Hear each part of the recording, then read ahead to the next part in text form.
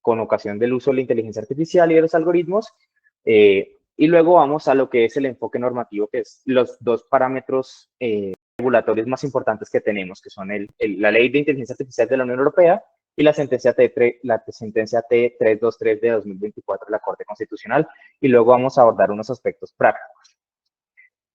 Entonces, lo primero que yo les quiero mostrarles es cuál es la definición de algoritmo. Como ustedes pueden ver ahí, un algoritmo es una secuencia ordenada y no ambigua de instrucciones o pasos lógicos diseñados para resolver un problema específico o realizar una tarea determinada. ¿Qué se ve en la pantalla? Un algoritmo para determinar si la lámpara funciona, ¿sí? Entonces tenemos un estado actual de las cosas, que la lámpara no funciona, y me hacen una serie de preguntas que, dependiendo de la respuesta sí o no, deriva a otro cuadro de la ilustración. ¿Qué es lo que pasa?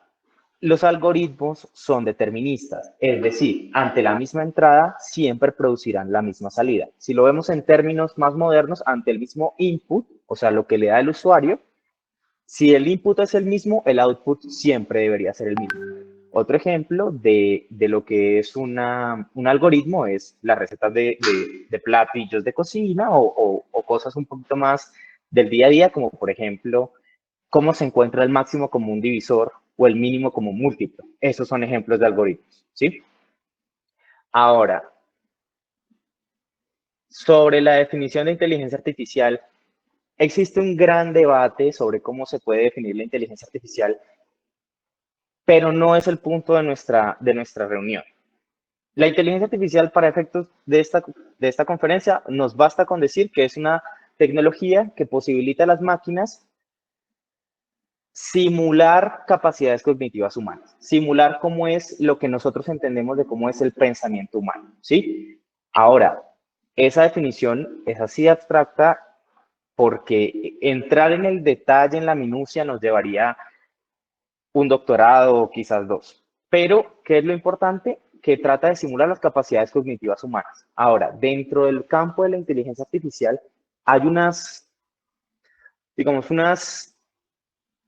subcampos que son muy relevantes. Entonces tenemos el Machine Learning, que está ahí, que es una forma de inteligencia artificial, porque hay muchas, la inteligencia artificial podría denominarse un género y hay muchas especies, pero el Machine Learning, que es uno de los más usuales y uno de los más usados para diferentes aplicaciones, lo que hace es que entrenan algoritmos complejos que analizan una gran cantidad de datos. Y entonces cuando analizan esa gran cantidad de datos, comienzan a hacer predicciones porque digamos, comienzan a poder hacer predicciones porque descubren patrones entre esos datos, ¿sí? Patrones que no son obvios. Luego tenemos el Deep Learning, que es una forma avanzada de Machine Learning que utiliza múltiples capas de computación, lo que llamamos redes neuronales profundas. Esto es digamos, un tecnicismo para tener esas palabras como que nos suenan en la cabeza para poder ubicarlas, pero pues no es necesario que tengamos un contexto técnico realmente de esto. ¿Qué nos importa del Deep Learning? El Deep Learning es la tecnología con la que se hacen muchas herramientas de inteligencia artificial, como Siri, como, por ejemplo, ChatGPT, vehículos autónomos como los de Tesla, sistemas de visión por computadora, que la visión por computadora es cuando tú le subes una imagen a una aplicación y esa aplicación te puede decir qué hay en la imagen, ¿sí? Y también por último tenemos la IA generativa, que básicamente lo que hace es que puede producir contenido original, sea en texto, sea en imágenes, sea en videos, a través de lo que nosotros leemos como indicaciones o los llamados prompts, ¿sí? Estos sistemas de inteligencia artificial generativa por lo general se basan en redes neuronales complejas y usan lo que se llaman Large Language Models, que son como lenguajes grandes modelos grandes de lenguaje. Lo que hacen es que suman una cantidad o procesan una cantidad ingente de información y comienzan a desarrollar su propio entendimiento de las mismas. En ese orden de cosas, la inteligencia artificial no es como un algoritmo. Un algoritmo es una serie de pasos no ambiguos para llegar a un objetivo.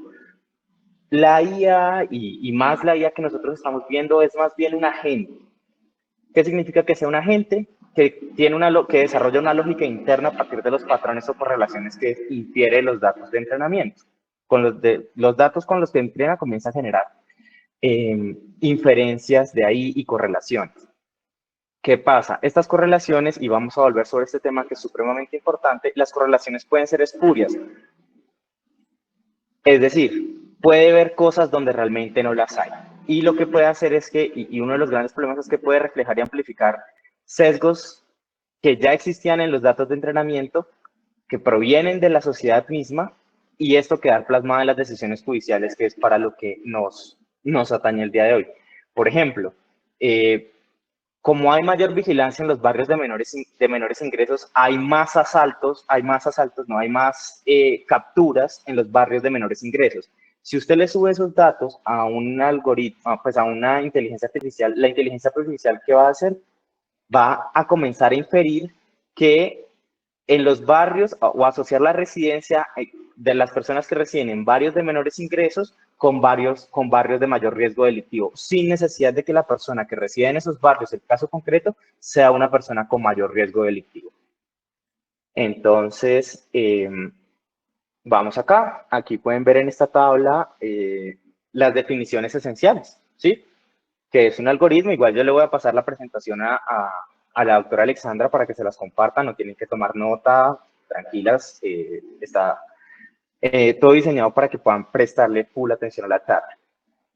Entonces vemos que aquí hay una diferencia en la naturaleza, una diferencia en la función. Vean que la función de la inteligencia artificial es muchísimo más amplia y simula, y su objetivo es simular las capacidades humanas, que es aprender, razonar, comprender el lenguaje, ¿sí? Una inteligencia artificial utiliza múltiples algoritmos complejos para funcionar, no es uno solo. Ahora, vamos a ir a algo muy importante y aquí es donde quiero que empecemos a tener presente las consideraciones éticas que ustedes vayan generando respecto a esto. Dentro de las definiciones esenciales decidí incluir estas tres. No son definiciones que se traten usualmente en charlas de ética y la inteligencia artificial, pero creo que son muy importantes. Entonces, primero tenemos la definición de semiosis, que es básicamente el proceso mediante el cual un signo, sea una representación gráfica de una palabra, sea una imagen, sea lo que sea, me comunica a mí un significado, ¿sí? Entonces, cuando yo leo o escucho algo, entiendo lo que ese significado, o sea, el significado amarrado a ese signo, ¿sí? Ese proceso de asociación entre signo y significado es lo que llamamos semiosis. Eso no es algo que tengan las herramientas de inteligencia artificial, por lo menos a la fecha. No importa qué tan avanzadas sean, la inteligencia artificial no puede generar procesos semióticos. Entonces, la inteligencia artificial no sabe lo que es una rana, no entiende el concepto de una rana. ¿Qué hace? Genera o ha consumido tantas imágenes etiquetadas como decir, que dicen que son ranas, que se le dice que son ranas o que las ve asociadas y ve la palabra rana, que comienza a decir, bueno, esto tiene más o menos la forma de una rana y he visto tantos datos de estos que puedo decir más o menos con cierta certeza que esto es una rana.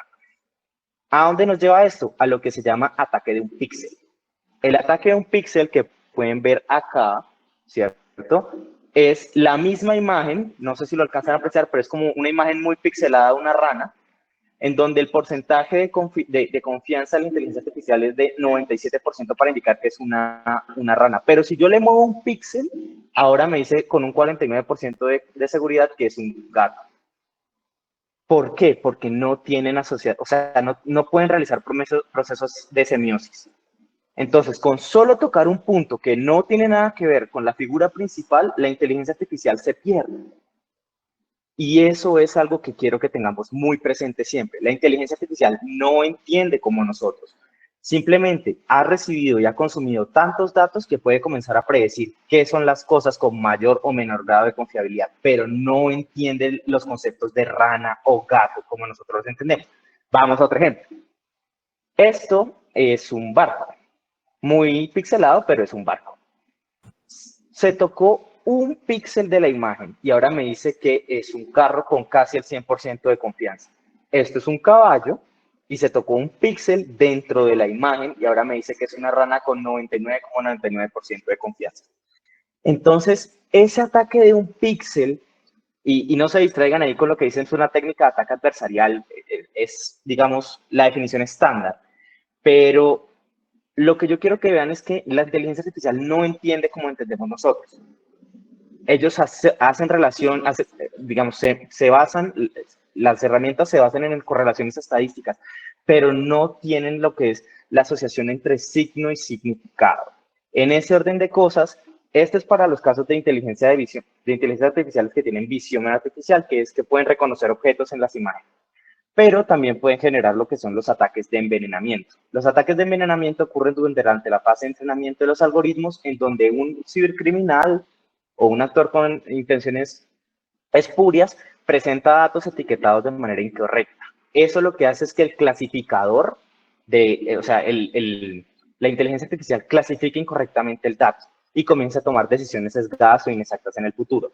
Si yo, por ejemplo, le presento, digamos, cualquier cosa, yo le presento como cuento para niños lo de Edgar Allan Poe, cuentos o creaciones de Edgar Allan Poe, y yo se lo sigo presentando en ese ataque de envenenamiento, comienzo a envenenar digamos, la inteligencia artificial, y ahí, cuando la inteligencia artificial salga a producción, va a comenzar, si se le pide un cuento para niños, va a entender que es un cuento que lo va a asociar con los cuentos de Edgar Allan Poe y lo que va a generar es un cuento de terror.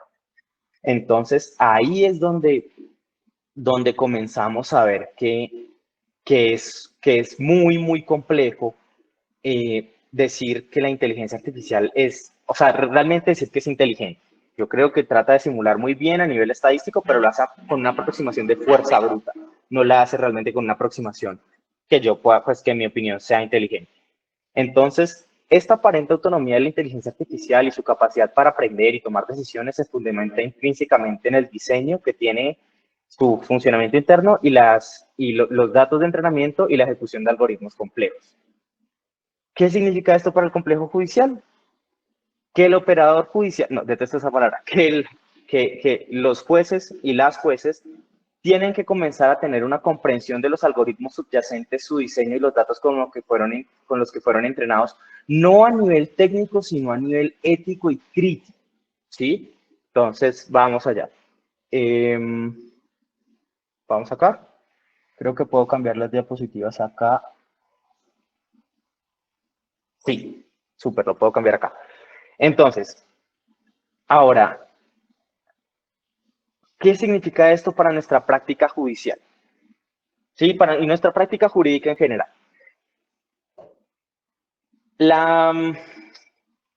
Bueno, la ley 1123 de 2007, en su artículo 28, establece los deberes del abogado, que están ahí, el del numeral 10 y el del numeral 12.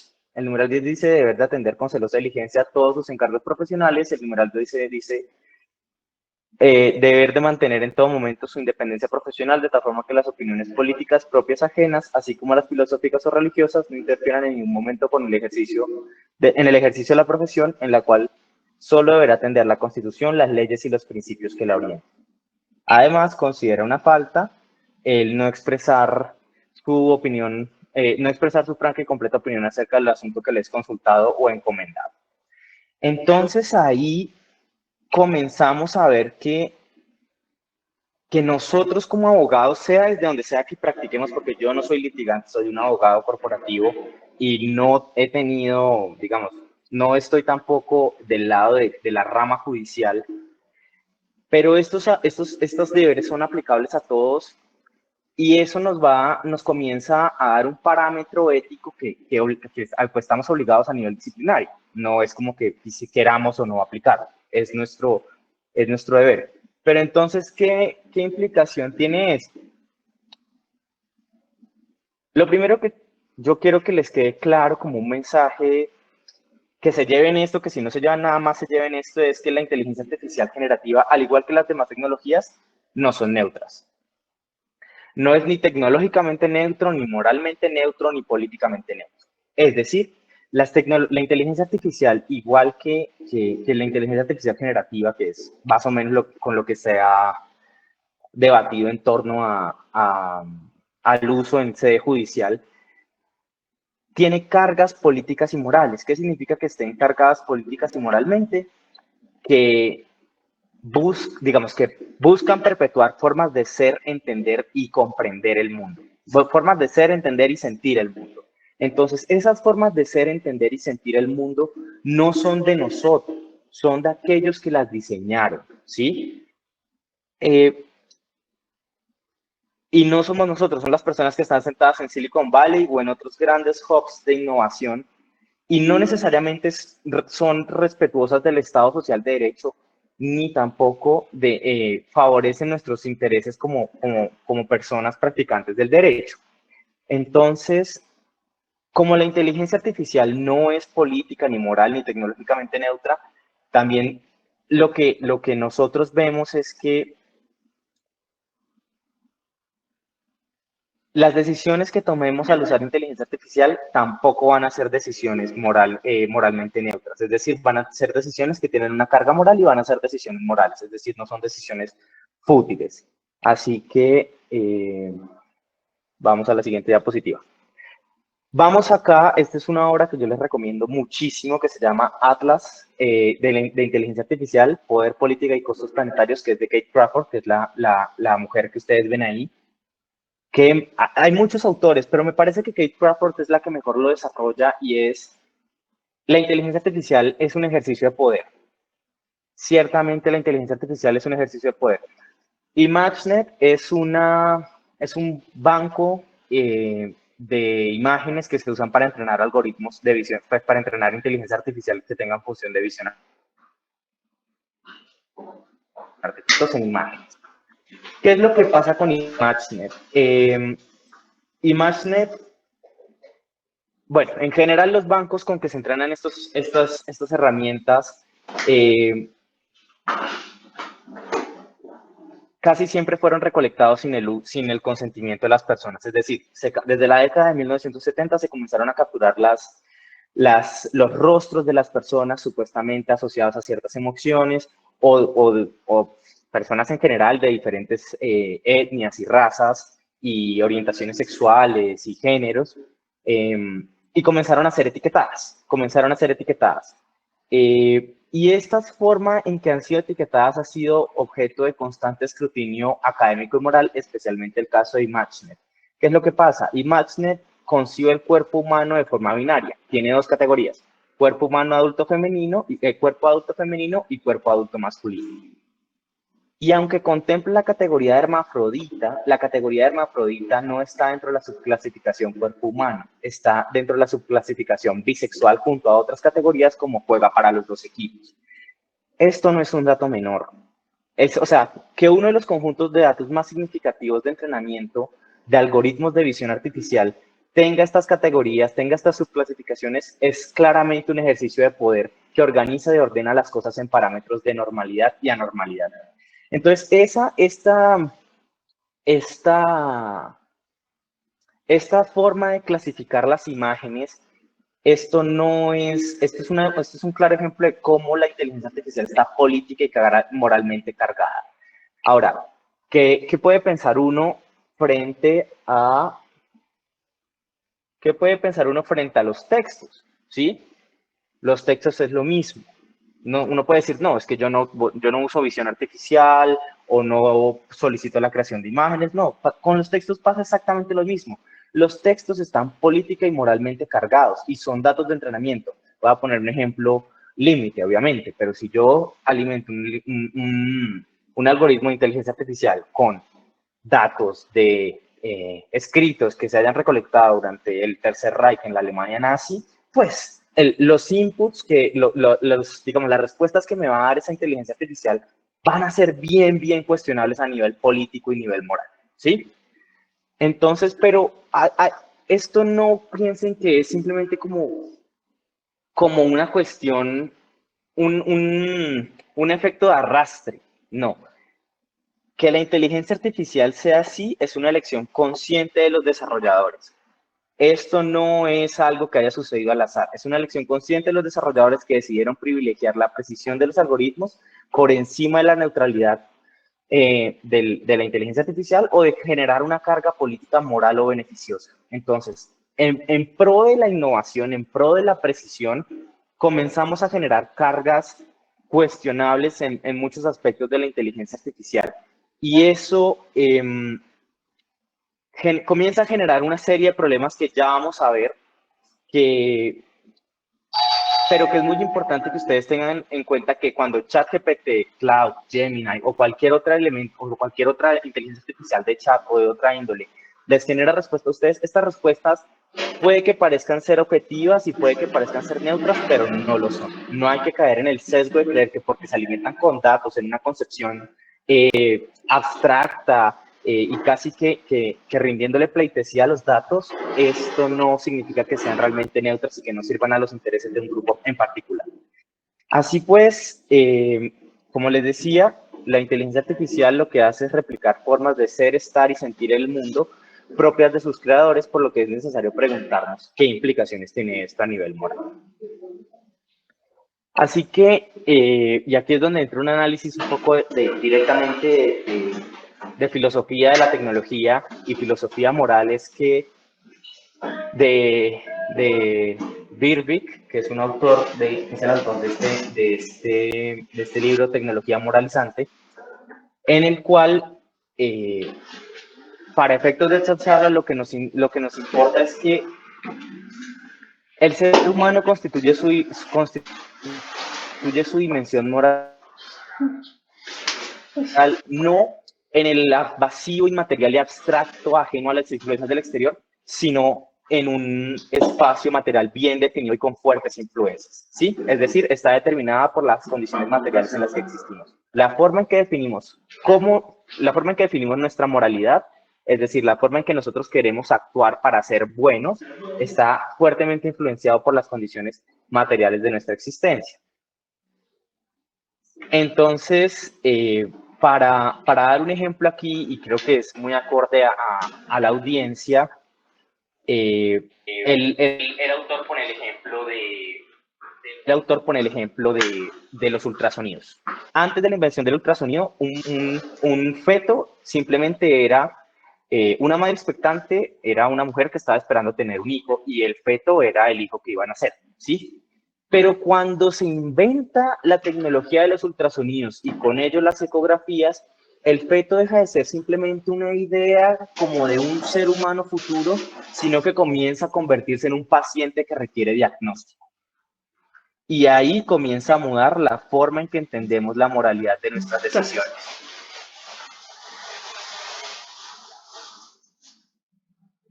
Ahora, el sonido no había decisiones morales. Ahora, con la invención del ultrasonido hay muchas más decisiones morales y con sus correspondientes efectos morales.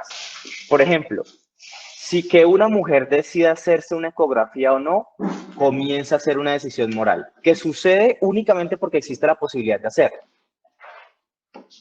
Que una mujer decida no hacerse una ecografía también es una decisión moral y que puede implicar que la madre expectante y su médica tratante no conozcan de antemano si el feto tiene alguna afectación que pueda poner en riesgo la vida de la madre o del feto. Ahora, si se hace la ecografía y la ecografía efectivamente muestra que el feto tiene alguna situación que pueda causarle sufrimiento futuro a sí mismo, como a suertas, a generarme preguntas sobre la moralidad de la interrupción del embarazo, ¿sí? Este ejemplo que parece muy cotidiano, lo que hace mostrarnos es que desde las tecnologías más simples comienzan a plantearnos dificultades en torno a nuestras decisiones morales. Así que debemos tomarnos en serio la forma en que nosotros construimos la moralidad de nosotros alrededor de la tecnología. No solamente dejarnos influenciar por la forma en que estos elementos tecnológicos median nuestra moralidad o influyen sobre nuestra moralidad, sino también nosotros cómo nos damos cuenta de dicha mediación, de dicha influencia y comenzamos a construir.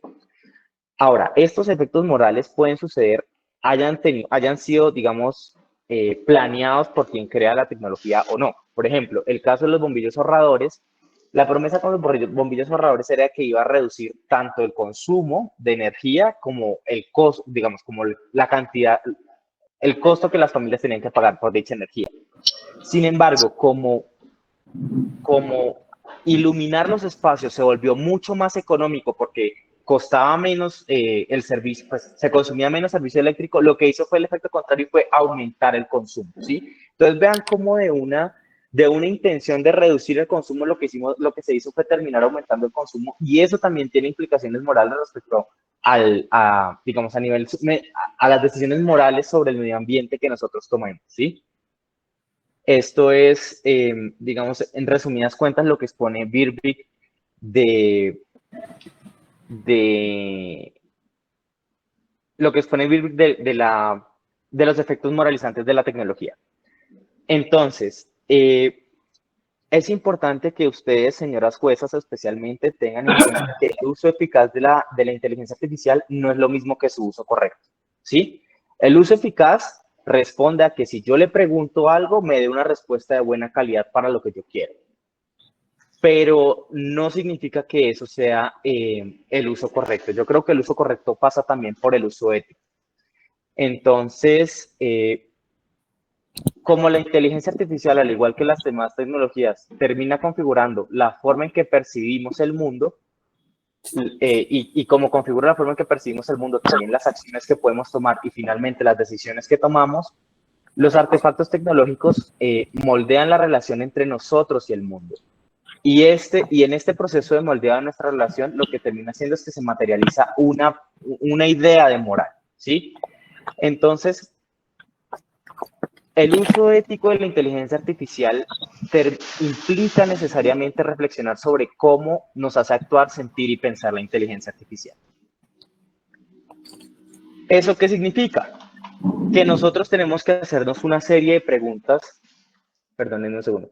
Nosotros tenemos que hacernos una serie de preguntas relevantes que yo dejo aquí y que ustedes después pueden revisitar, pero sobre todo yo quiero centrarme en esta. ¿El uso de la inteligencia artificial realmente nos permite atender con celosa diligencia nuestros asuntos profesionales? Si yo le digo a la inteligencia artificial que me resuma la transcripción, porque ahorita es muy fácil transcribir, que la inteligencia artificial transcriba las audiencias. Si yo le digo que me resuma una audiencia, o incluso la misma transcripción, si yo le digo que me transcriba la audiencia y yo no revisito la grabación, ¿realmente puedo decir que estoy atendiendo con celosa diligencia mi labor como juez? Como todo en el derecho, es un ejercicio de argumentación, pero yo lo veo complicado. Al menos desde la posición que yo defiendo, yo lo considero complicado. Otra pregunta que yo considero muy importante es si soy capaz de percibir y analizar las cargas morales y políticas propias de la inteligencia artificial en sus respuestas. Ese tipo de reflexiones no son superfluas, no son inocuas, son cosas que nosotros tenemos que entender, porque la inteligencia artificial responde de una manera u otra. No es aleatorio, no es, o sea, sí tiene un componente de aleatoriedad, pero no es arbitrario. Tiene, como les digo, buscan replicar formas de entender, ser y sentir el mundo. Entonces, son cosas que es importante. Y esta última pregunta, estas últimas dos preguntas, bueno, las tres, es ¿realmente puedo mantener mi independencia profesional al utilizar herramientas de inteligencia artificial? No estoy yo tercerizando el criterio jurídico al momento de evaluar el tono de un testigo, al momento de leer los alegatos, de resumir la demanda para proyectar la sentencia. Estoy yo realmente manteniendo mi independencia profesional si le pido a la inteligencia artificial que lo haga. Entonces comienzan a haber una serie de preguntas. Entonces, si no puedo mantener mi independencia, ¿realmente me puedo formar una opinión franca y completa sobre el asunto en cuestión? Son preguntas que tenemos que empezar a hacer, y por eso esta charla busca dar los elementos mínimos para que podamos empezar a realizar nuestras propias reflexiones críticas. Yo lo hablo desde una posición relativamente de comodidad porque pues estoy en el sector corporativo y los intereses que se juegan cuando yo le pido a la inteligencia artificial que me resuma algo son mucho menores que los intereses y los derechos fundamentales que a los cuales que pueden tener afectación cuando ustedes, las jueces, hacen uso de estas herramientas. Y por último, y esta es una reflexión a la investigación, que llama a la investigación, es que pensemos qué marco moral quiero usar para pensar estas preguntas. Quiero hablar de un consecuencia utilitarista en donde lo que busco procurar es el máximo bienestar para la mayor cantidad posible de individuos. Voy a hablar de o quiero abordarlo de una ética de la virtud para determinar cómo debo vivir, o voy a utilizar algún otro marco. Yo creo que es importante pensar en marcos morales y marcos éticos de cómo yo me entiendo, de cómo yo me entiendo en el mundo y de cómo yo quiero que mi trabajo sea, y cómo yo quiero que esta forma de yo ver el trabajo. Esas son unas reflexiones que, que yo creo que es importante que todos tengamos, independientemente del sector en el que estemos mientras seamos abogados. Creo que es importante que todos tengamos, porque no es fácil el día de mañana de pronto afrontar un proceso disciplinario y no poder responder alguna de estas preguntas en caso de que estemos en dicho proceso disciplinario como consecuencia del uso de la inteligencia artificial. Así que bueno, avancemos. ¿Cuál es al revisar la obra de Birkbeck, yo propongo que nosotros debemos reflexionar y ser muy cuidadosos de que nuestro trabajo como abogados no debe volverse meramente el resultado de la mediación de la inteligencia artificial o de otras herramientas, ¿sí? Es necesario que nosotros entendamos esa mediación que ejerce la inteligencia artificial o que puede ejercer la inteligencia artificial, y que una vez entendamos esa mediación, seamos nosotros los que decidamos en qué condiciones va a ocurrir esa mediación. Y una vez decidamos cómo va a ocurrir esa mediación, podemos determinar cómo esa mediación afecta a nuestro trabajo y nuestra intervención. Entonces, para eso, para poder nosotros entender cómo la inteligencia artificial puede influenciar en nuestro trabajo y lo que nosotros queremos hacer con nuestro trabajo, es importante que nos tomemos el tiempo de que nos importe cómo la inteligencia artificial afecta a la moralidad de nuestra labor, ¿sí? Estas son unas preguntas de reflexión y son unas preguntas que son, yo sé que parecen hartas, yo sé que parecen una cuestión mucho más allá de lo que se requiere en el día a día, pero yo les digo que si uno no se sienta a reflexionar por esto, el día de mañana uno puede básicamente tercerizar en una herramienta su criterio jurídico, que creo que es el elemento más valioso que tenemos como abogados. Y una vez tercerizamos nuestro criterio jurídico, pues simplemente somos autómatas de la inteligencia artificial, que estamos ahí para operarla nada más. Y se pierde, no solamente se incumplen los deberes profesionales, sino que también se pierde un poco la alegría de ser abogado y también la dicha de ser juez, que yo creo que ser juez es una dicha para quienes pueden ocupar esos cargos y que es una oportunidad inmensa de servir al país. Entonces, una vez tengamos esas reflexiones, comencemos, y las respuestas a esas reflexiones internas, porque son propias de cada uno, ahí vamos a empezar a tomar las decisiones para que sean coherentes con nuestra moralidad. Y pues porque una vez sean coherentes con nuestra moralidad, comenzar a impregnar nuestro trabajo de hecho, ¿sí? Hay un concepto más que yo les quiero proponer y es el de prepotencia cognitiva. La prepotencia cognitiva, en principio, puede sonar algo chistoso, pero yo les pregunto a ustedes, ¿cuántas veces al día toman una decisión que no tenga mediación por parte de algoritmos o de inteligencia artificial? ¿Cuántas veces eligen ustedes mismas qué música escuchar? ¿O es lo que les sugiere YouTube? ¿O es lo que les sugiere Spotify? ¿O es lo que les sugiere Apple Music? ¿Cuántas veces ustedes ven el video que ustedes realmente quieren ver, que dicen, se sientan y no, es que yo quiero ver este video? ¿Cuántas veces ustedes mismos determinan la ruta que usan para llegar a su trabajo? ¿O simplemente hacen lo que diga Waze o Google Maps?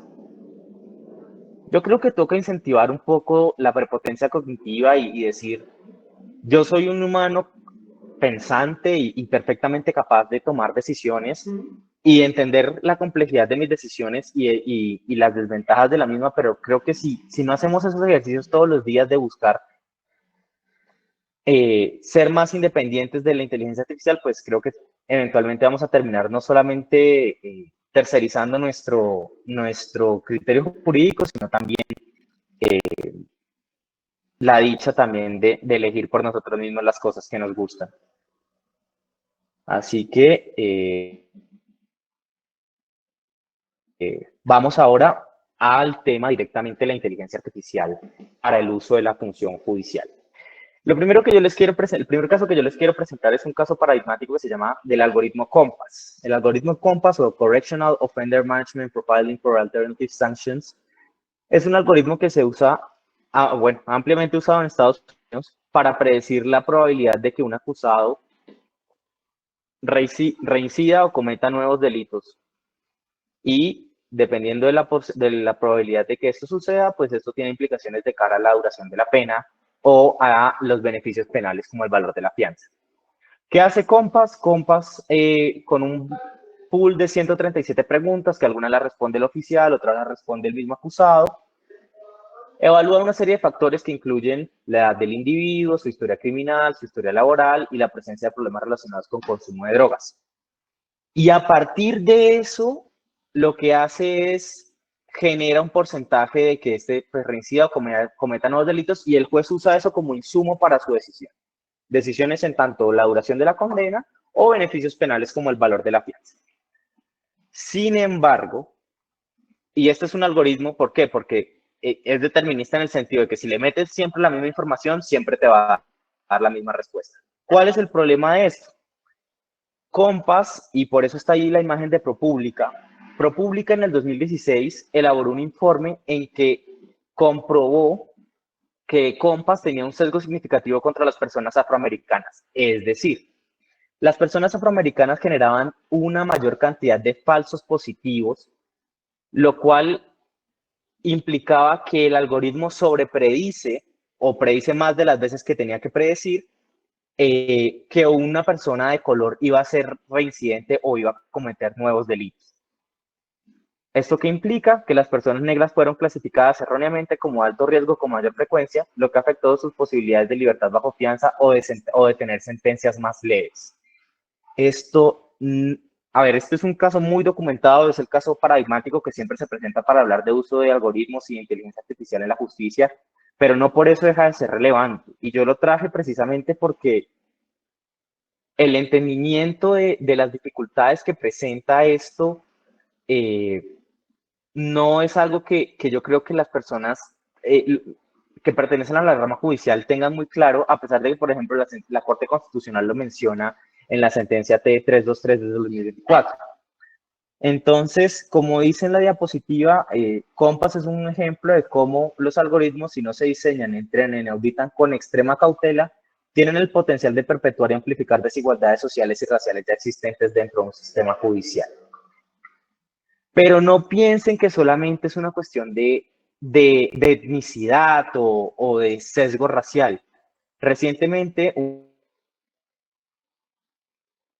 otro estudio sobre el COMPAS y encontró que produjo una mayor cantidad de falsos positivos de reincidencias respecto a acusadas mujeres.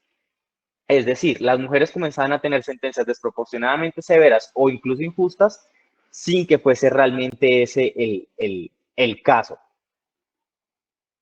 ¿Y esto por qué sucede? Porque cuando el algoritmo fue diseñado, lo más probable es que no haya sido entrenado con una suficiente cantidad de datos de casos en que la acusada fuera mujer y no tiene en cuenta algunas variables que son importantes, o el estrés parental, que son relevantes para determinar el posible comportamiento criminal de las mujeres. Entonces, vean que no solamente es los datos, porque uno dice, no, entonces démosle más data a los algoritmos para que mejoren su precisión, y eso es una falacia porque entonces se necesita más data para mejor precisión, pero entonces siempre se va a necesitar más y más data porque siempre se va a querer mejor porcentaje de acierto. Y la verdad es que a veces desde el diseño mismo del algoritmo, que es un algoritmo propiamente en este caso, pues pueden generar disparidades. Así que, y otros estudios que se han realizado lo que hacen es que demuestran el algoritmo de COMPAS lo que ha hecho en muchas ocasiones es exacerbar la diferencia en el confinamiento de grupos raciales en Estados Unidos, lo que profundiza la disparidad racial en el sistema judicial. Ahora, ¿cuál es un problema el Compass y que tienen en general todas las herramientas de inteligencia artificial y los algoritmos que se usan en la rama judicial, y es que tienen una naturaleza propietaria, es decir, no se puede ver qué hay debajo del capó. Y hay muchas veces en que aunque se pueda ver qué hay debajo del capó, nadie lo va a entender. Entonces, Black Box Paradox, que es el nombre que se usa en inglés para describir este fenómeno, lo que hace es que implica que en esencia y para lo que nos atañe es que los acusados no pueden comprender ni impugnar eficazmente la lógica detrás de las recomendaciones de los algoritmos. Y esto tiene implicaciones directas en la forma, digamos, en su libertad o en su condena. Así que ahí comienza una cuestión de que, de cara al derecho a la defensa, eso es una situación que no se ha podido abordar de forma eficaz que yo haya visto en la literatura en ninguna parte del mundo, pero cada vez hay más personas y pertenecientes a la rama judicial que tratan o que usan que usan diferentes herramientas. Pero, y aunque somos plenamente conscientes de estos problemas de opacidad, nadie se está realmente preocupando por poder responderlos. ¿Y qué se le dice al que presenta una tutela o al que presenta un recurso extraordinario de casación porque no puede comprender, digamos, una tutela invocando su derecho al debido proceso, y el juez no puede explicar la lógica detrás de por qué el algoritmo recomendó lo que recomendó? Entonces, esa es un caso paradigmático que yo, perdón, me devolví. Ese es un caso paradigmático que yo les quiero presentar. Ahora bien, otro caso muy relevante es el caso de cómo se usan los algoritmos, digamos, herramientas de inteligencia artificial en China. En China hay muchos reportes, pero que yo he encontrado debidamente documentados en la literatura académica. Creo que este caso de los jueces en Shenzhen, China, es bien interesante. ¿Qué sucede? Los casos hay jueces en Shenzhen, China, que están utilizando inteligencia artificial para argumentar o generar la argumentación o el debido fundamentación de sus casos. El juez toma una decisión, cualquiera que sea esta, y le dice a la herramienta que necesita una argumentación para sustentar esa decisión. La herramienta genera la argumentación y al final el juez lo que hace es que la revisa y la edita para emitir la sentencia final. Pero esto, como ustedes claramente pueden intuir, esto genera pues unos riesgos, yo creo que inaceptables de cara a lo que debe ser la posición judicial, por lo menos en un país democrático como Colombia, y es cuando el juez toma una decisión preliminar y no es el mismo o no es su grupo de trabajo quien estructura la argumentación para sostener dicha determinación, lo que hace es que reduce la oportunidad de reflexión crítica. Si el juez toma primero la decisión y luego lo que hace es una argumentación ex post, se pierde la oportunidad de que todas las personas involucradas en el proceso generen una reflexión crítica, y contrariamente un efecto adverso es que puede amplificar errores y sesgos que tenga el juez. Por ejemplo, si el juez, por decir cualquier caso, tiene un sesgo en contra de las mujeres, un tema de tránsito, y el juez tiene este prejuicio tonto e infundado de que las mujeres siempre tienen la culpa de los accidentes de tránsito porque no saben manejar, y el juez toma la decisión, no, es que la mujer es digamos, la procesada o la demandada es la culpable porque es mujer. Entonces el algoritmo, la inteligencia artificial, lo único que está haciendo es amplificar el sesgo preexistente y profundizarlo, ¿sí? Esto impide al juez tener la oportunidad de identificar sus propios errores. Así que se comienza a tener una situación en donde la decisión, como la decisión y la argumentación nacen de forma separada, no necesariamente van a compaginar o hay garantía de que la decisión esté debidamente soportada, porque la inteligencia artificial también puede cometer errores. Y es lo que podríamos considerar un defecto material en la sentencia, de que la argumentación se contradice con la decisión final. Y son ese tipo de cosas en donde si no se tiene una reflexión profunda, una reflexión detenida de cómo funcionan realmente estos elementos de inteligencia artificial, lo que puede suceder es que terminemos cometiendo más errores de los que actualmente se cometen, porque no vamos a decir que la función jurisdiccional ahorita sea perfecta, ¿sí? Vamos a la siguiente diapositiva.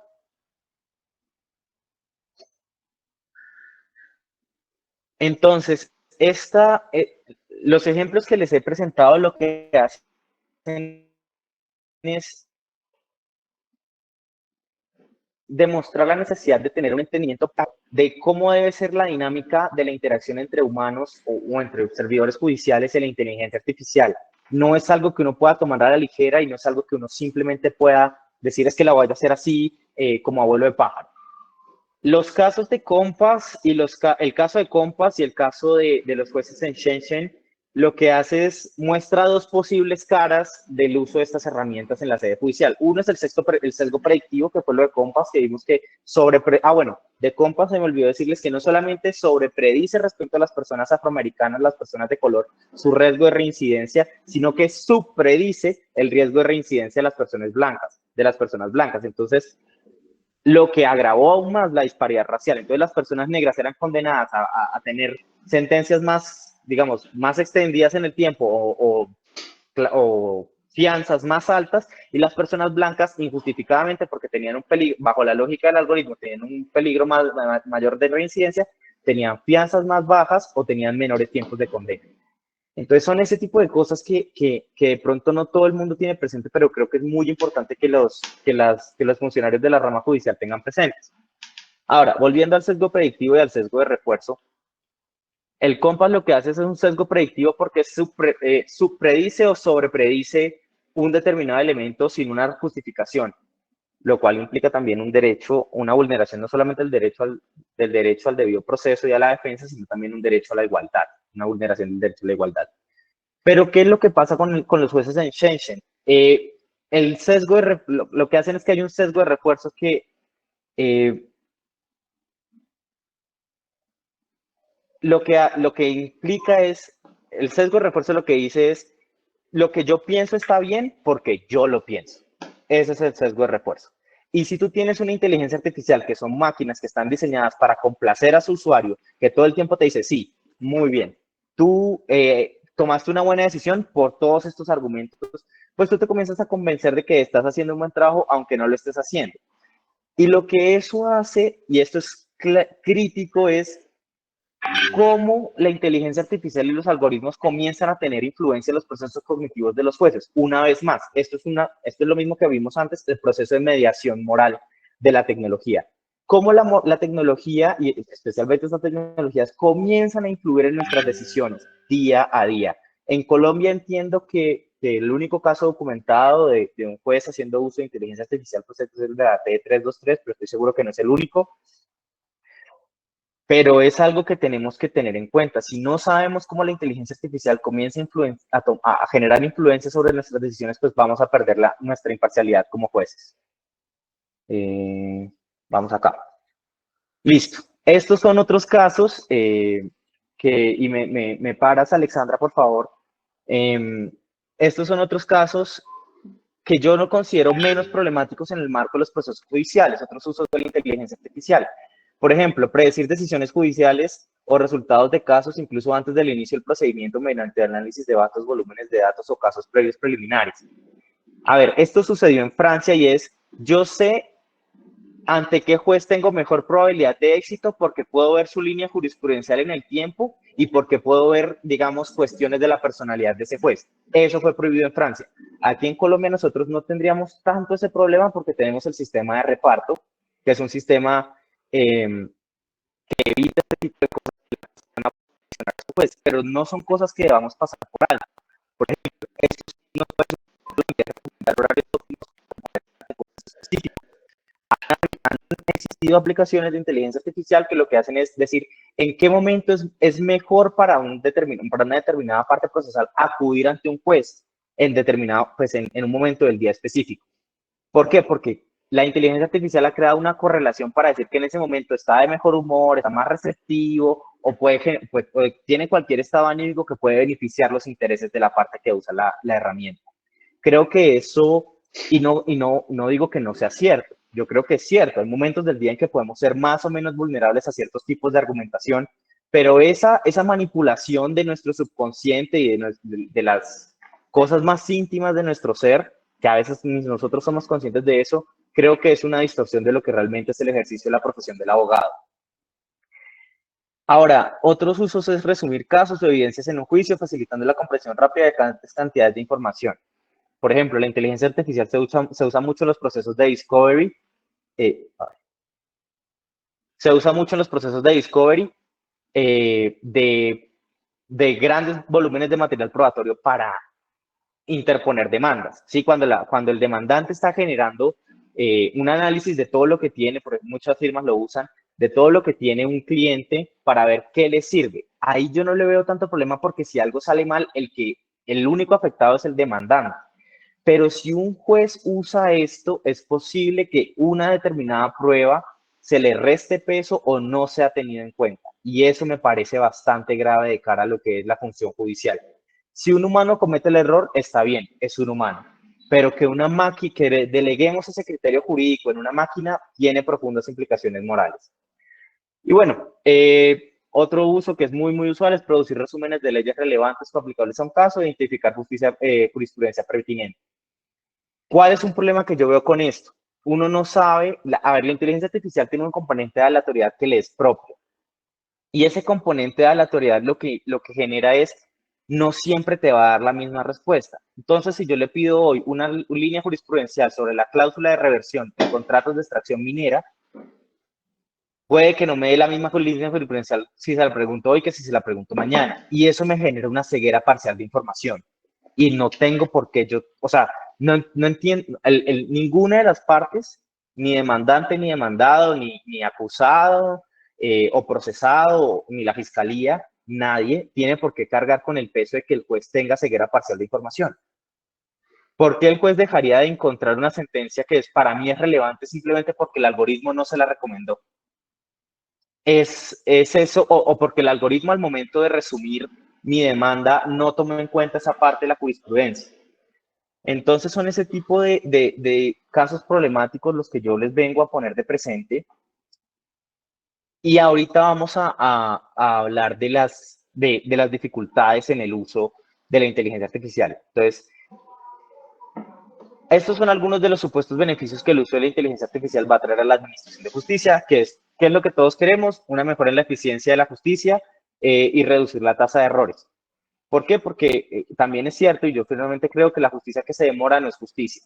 Sin embargo, yo prefiero una justicia que se demore y que sea humana a una justicia que sea pronta y sea absolutamente inorgánica y desconectada del componente humano. Si bien esto nos puede ayudar a mejorar la eficiencia judicial, yo considero o miro con mucha perspicacia y mucho escepticismo esto que puede ayudar a reducir la tasa de errores. Igualmente, esto de aumentar la consistencia de las decisiones judiciales lo miro con mucho escepticismo porque, como les dije, la inteligencia artificial tiene un componente de aleatoriedad que no siempre te va a dar la misma respuesta y a veces la respuesta puede cambiar de usuario a usuario o la respuesta puede cambiar directamente en el momento del día en que le preguntes. Así que hablar de consistencia de las decisiones que toma la inteligencia artificial, y no estamos hablando de que decida el sentido del fallo, sino, por ejemplo, qué argumentos, la forma en que resume la demanda, la forma en que resume la demanda o la forma en que transcribe la audiencia, porque si uno no está pendiente y uno no está verificando la transcripción, la grabación de la audiencia, la inteligencia artificial lo que puede hacer es básicamente, estoy hablando de audiencias largas, obviamente que requieran más de una sesión, que el juez después tenga que revisitar para poder pues, brindar su veredicto final. Lo que hace la inteligencia artificial con esta inconsistencia es que puede dejar por fuera pedazos que son relevantes de un testimonio, pedazos que son relevantes de cuando el perito va a rendir, va a explicar su dictamen. Entonces, y un último beneficio que miro con mucho escepticismo es esto de proporcionar información objetiva basada en datos. Como ya vimos, La objetividad es simplemente una fantasía en temas de inteligencia artificial y todo está relacionado con la calidad y la cantidad de los datos y con la calidad del diseño de la lógica interna del programa. Así que esos son algunos puntos que yo quería tocar. Estos son otras cuestiones, pero pues quería preguntarle a Alejandra si dejamos ahí y programamos otra sesión o quieren que siga. Me quedan 10, 15 diapositivas. Alexandra y a la presidenta. No sé si están muteadas, creo, no sé. Ay, sí, qué pena. Gracias, doctor Alejandro. Pues yo creo que antes de continuar, sería bueno si algunos tienen algunas preguntas, algún de interés, entonces sería mirar esa parte, doctor Alejandro. Sí, claro que sí. Sí, de las preguntas, si alguien levanta la mano, una o dos, tres preguntas, sería muy importantes en este momento. Pero, ¿cuánto tiempo más o menos se lidia con lo que falta, doctor Alejandro? Lo que le falta con las diapositivas. Yo creería que, no, yo sí creería que unos 40 minutos porque me queda todo pues el análisis de la sentencia 323 de la Corte Constitucional Que es muy y creo importante. que debemos prestarle atención, sí, señora.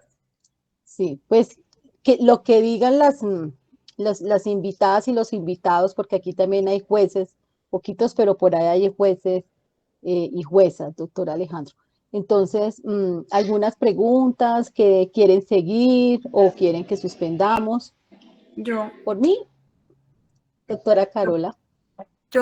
buenas noches a Sí. todos. Muchas gracias al expositor. Yo propongo que sigamos porque no todos tenemos la oportunidad de estos temas y yo en particular he estado en varios, es horrible hablar de uno cuando uno no es el expositor, pero es para decir que he tenido la oportunidad de tener muchos puntos de vista. Hay algunos en los que yo tengo alguna inquietud con algunas expresiones que ha dicho el doctor Alejandro. Es realmente en las oportunidades que he tenido para intervenir, he tenido posturas diferentes, entonces a mí me parece supremamente interesante, sobre todo hablar de los riesgos y de esas dificultades cuando algunas personas como yo en nuestras intervenciones generalmente tenemos que hacer uso de las buenas prácticas, que es lo que se nos exige como jueces. Entonces yo sí pienso que deberíamos escuchar al doctor y permitirle terminar su intervención. Gracias, doctora Carola. Continuemos entonces, Listo, doctor Alejandro. Bien, pues. claro que sí. Continuando con la exposición, vamos, pues ya hemos visto un componente importante de sesgos algorítmicos, hemos visto un componente de diferentes tipos de discriminación, pero vamos ahorita a hablar de unos casos específicos de discriminación que es el redlining y temas asociados a la privacidad de la verdad.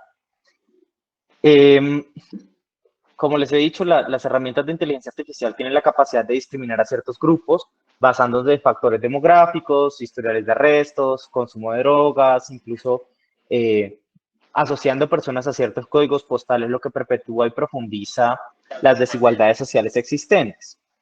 Esto, más allá de ser una falla técnica, es un reflejo directo de las injusticias sociales que experimenta no solamente nuestra sociedad colombiana, sino también la sociedad en general. Pero una de estas formas de perpetuar estas injusticias es el redlining. Y vamos a ver esto. Esto lo tomé de un medio de comunicación gringo en donde dice, si yo moviera mi casa 20 millas hacia el occidente, a un vecindario de gente blanca, valdría mucho más. Quiere significar, pues, implicando que en un vecindario negro la misma casa vale $300,000 y en un vecindario blanco la casa vale $700,000. ¿Qué es lo que pasa? La inteligencia artificial no solamente es construida haciendo uso de ingentes cantidades de datos, lo que incluye datos de los datos personales de muchas personas, sino que también cuando se usa para tomar decisiones sobre pues sobre personas en muchas ocasiones. El caso de la práctica judicial es esencialmente paradigmático en este sentido. un profesor muy respetado de apellido Gillard en 2019 brindó un testimonio ante un comité de la Cámara de Representantes de los Estados Unidos de América y definió el redlining como la creación y mantenimiento de prácticas tecnológicas que arraigan aún más procederes discriminatorios en contra de grupos y poblaciones ya marginados. Esto puede ser, lo muestro como un riesgo de la inteligencia artificial porque puede ser amplificado, de la inteligencia artificial y de los algoritmos porque puede ser amplificado mediante estas herramientas.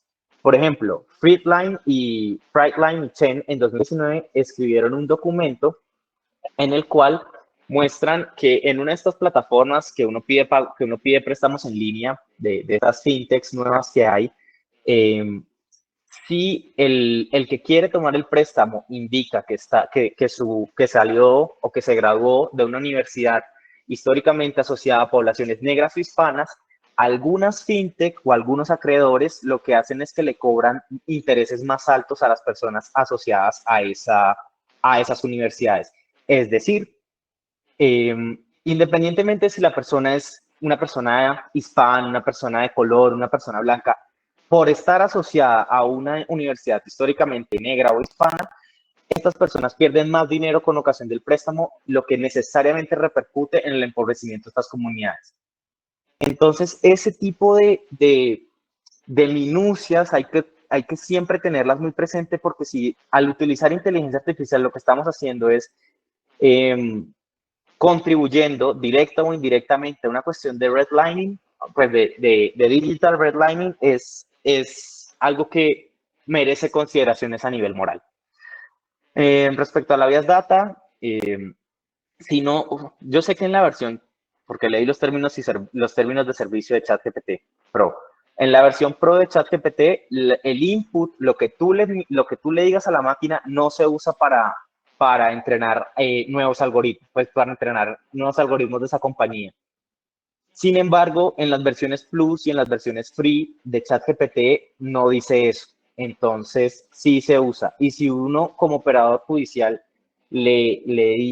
digamos, no es cuidadoso al momento de solicitar un resumen de una sentencia y no tacha el nombre de un menor, por ejemplo, en el caso de un proceso penal, Dios nos libre de acceso carnal abusivo a un menor de edad o algo similar, ese menor necesariamente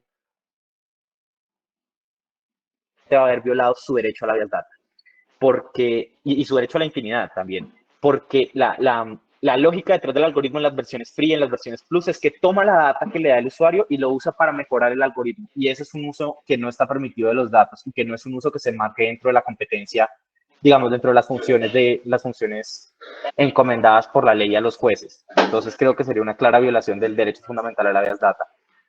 Así que continuemos. Permítame un segundo. Acá. ¿Cuál es uno de los problemas otro de los problemas que yo veo en la inteligencia artificial para su uso en las decisiones judiciales? Es que la inteligencia artificial socava la confianza pública.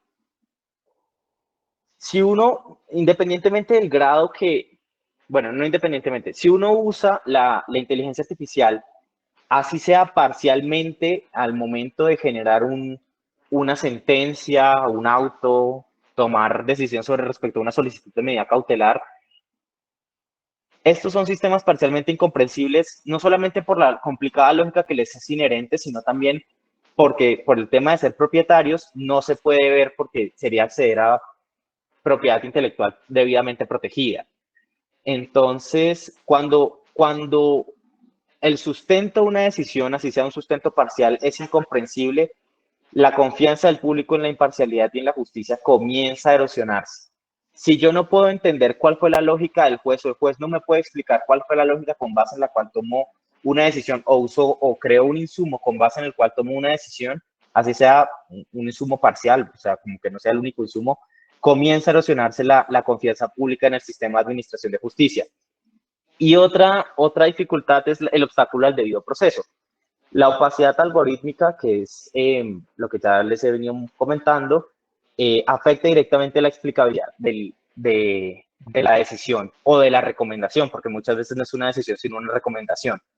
Entonces, como las decisiones tienen que ser motivadas, comprensibles y sujetas a revisión, esta opacidad de la inteligencia artificial y los algoritmos choca directamente con este principio, lo que plantea pues obvios desafíos de cara al derecho fundamental al debido proceso y el derecho a la defensa.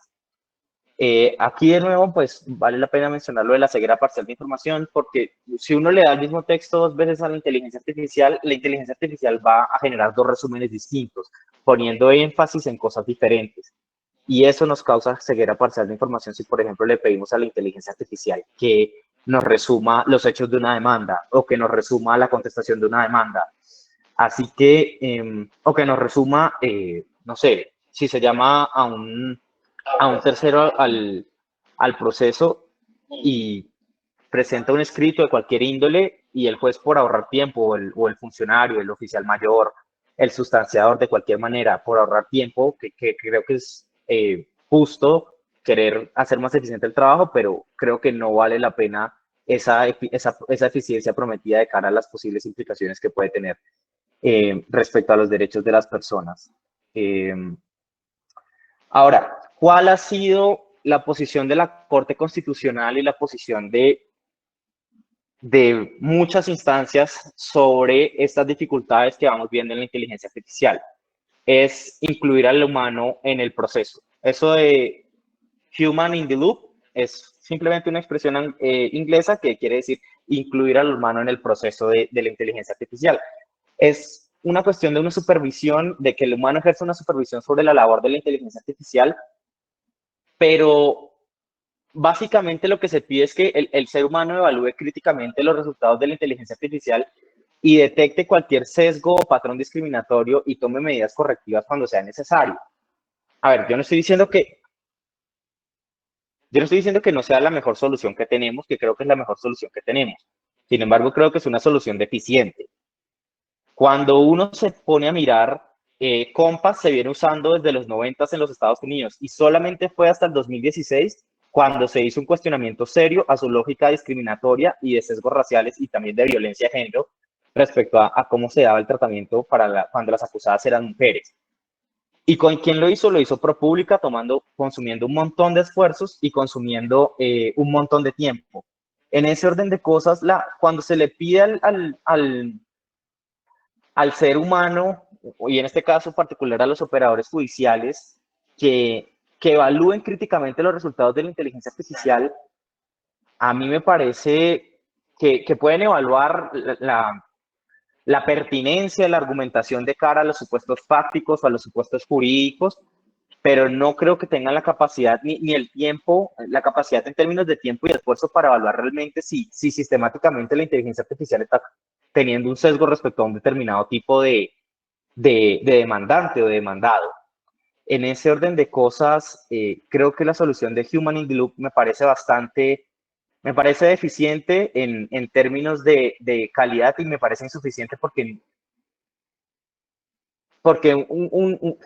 veámoslo en Colombia, la cantidad de trabajo que ustedes tienen, que yo considero que son heroínas y héroes del Estado social de Derecho, por la cantidad de trabajo que tienen y porque se les exigen un montón de resultados, porque el Consejo Superior de la Judicatura pide una cantidad mínima de sentencias por trimestre, pero esa dificultad no creo que se solucione únicamente con tener un humano en el proceso, porque requeriría que el humano tenga básicamente superpoderes para poder entender los sesgos indirectos o las discriminaciones indirectas que pueda generarse. Y un operador judicial no está pensando en eso de manera consciente al revisar los resultados que le bote la inteligencia artificial. Entonces, esa es una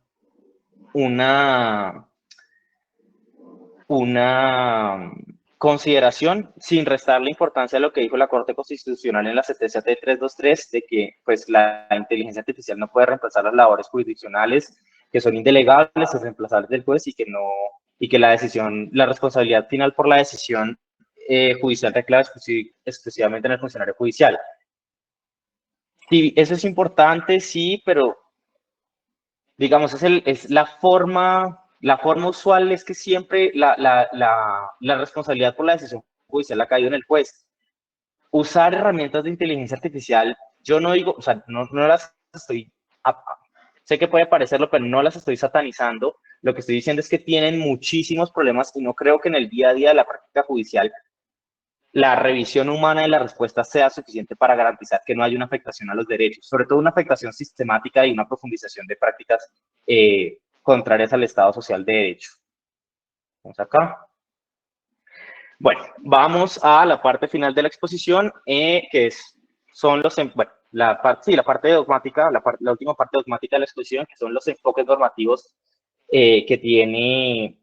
que hemos visto que son más relevantes para nosotros. El primer enfoque que yo quiero abordar es la Ley de Inteligencia Artificial de la Unión Europea, que básicamente es un marco normativo pionero a nivel mundial que está basado en riesgos. Esto significa que la inteligencia, pues las diferentes aplicaciones de inteligencia artificial son clasificadas dependiendo del daño potencial que pueden causar a los derechos fundamentales de las personas y a la seguridad de las mismas. Entonces tenemos 4 niveles de riesgo: riesgo inaceptable, riesgo alto, riesgo limitado y riesgo mínimo.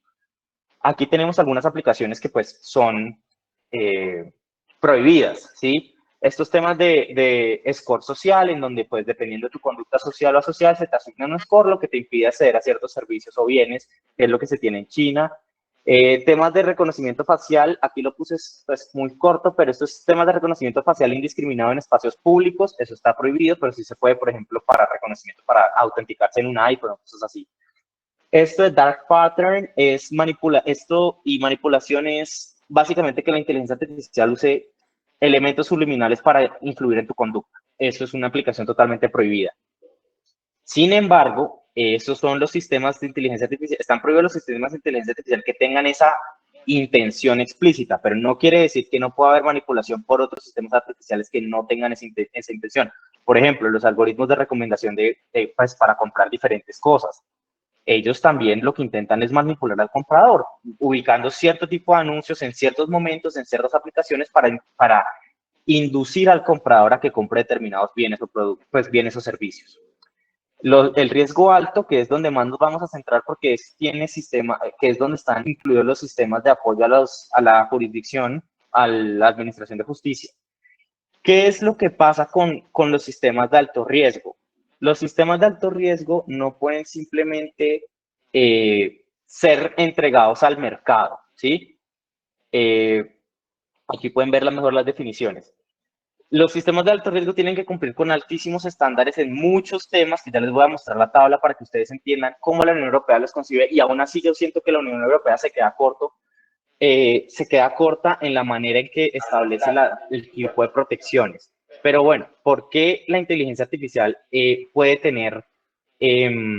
está clasificada dentro del riesgo alto? Básicamente porque puede tener efectos graves respecto a los derechos fundamentales de las personas y a su seguridad. Es clarísimo que una herramienta de inteligencia artificial que no esté debidamente tuneada, que no haya sido debidamente probada, pues puede generar afectaciones como los que ya vimos en el caso de Compass, que es un algoritmo, o en el caso de los jueces en Shenzhen, que es el otro caso, digamos, paradigmático para abordar. Estos son los requisitos que tiene que cumplir un sistema de inteligencia artificial para ser usado en la administración de justicia, pues en cualquier caso de uso que sea de alto riesgo. Estos requisitos no son nada sencillos de cumplir.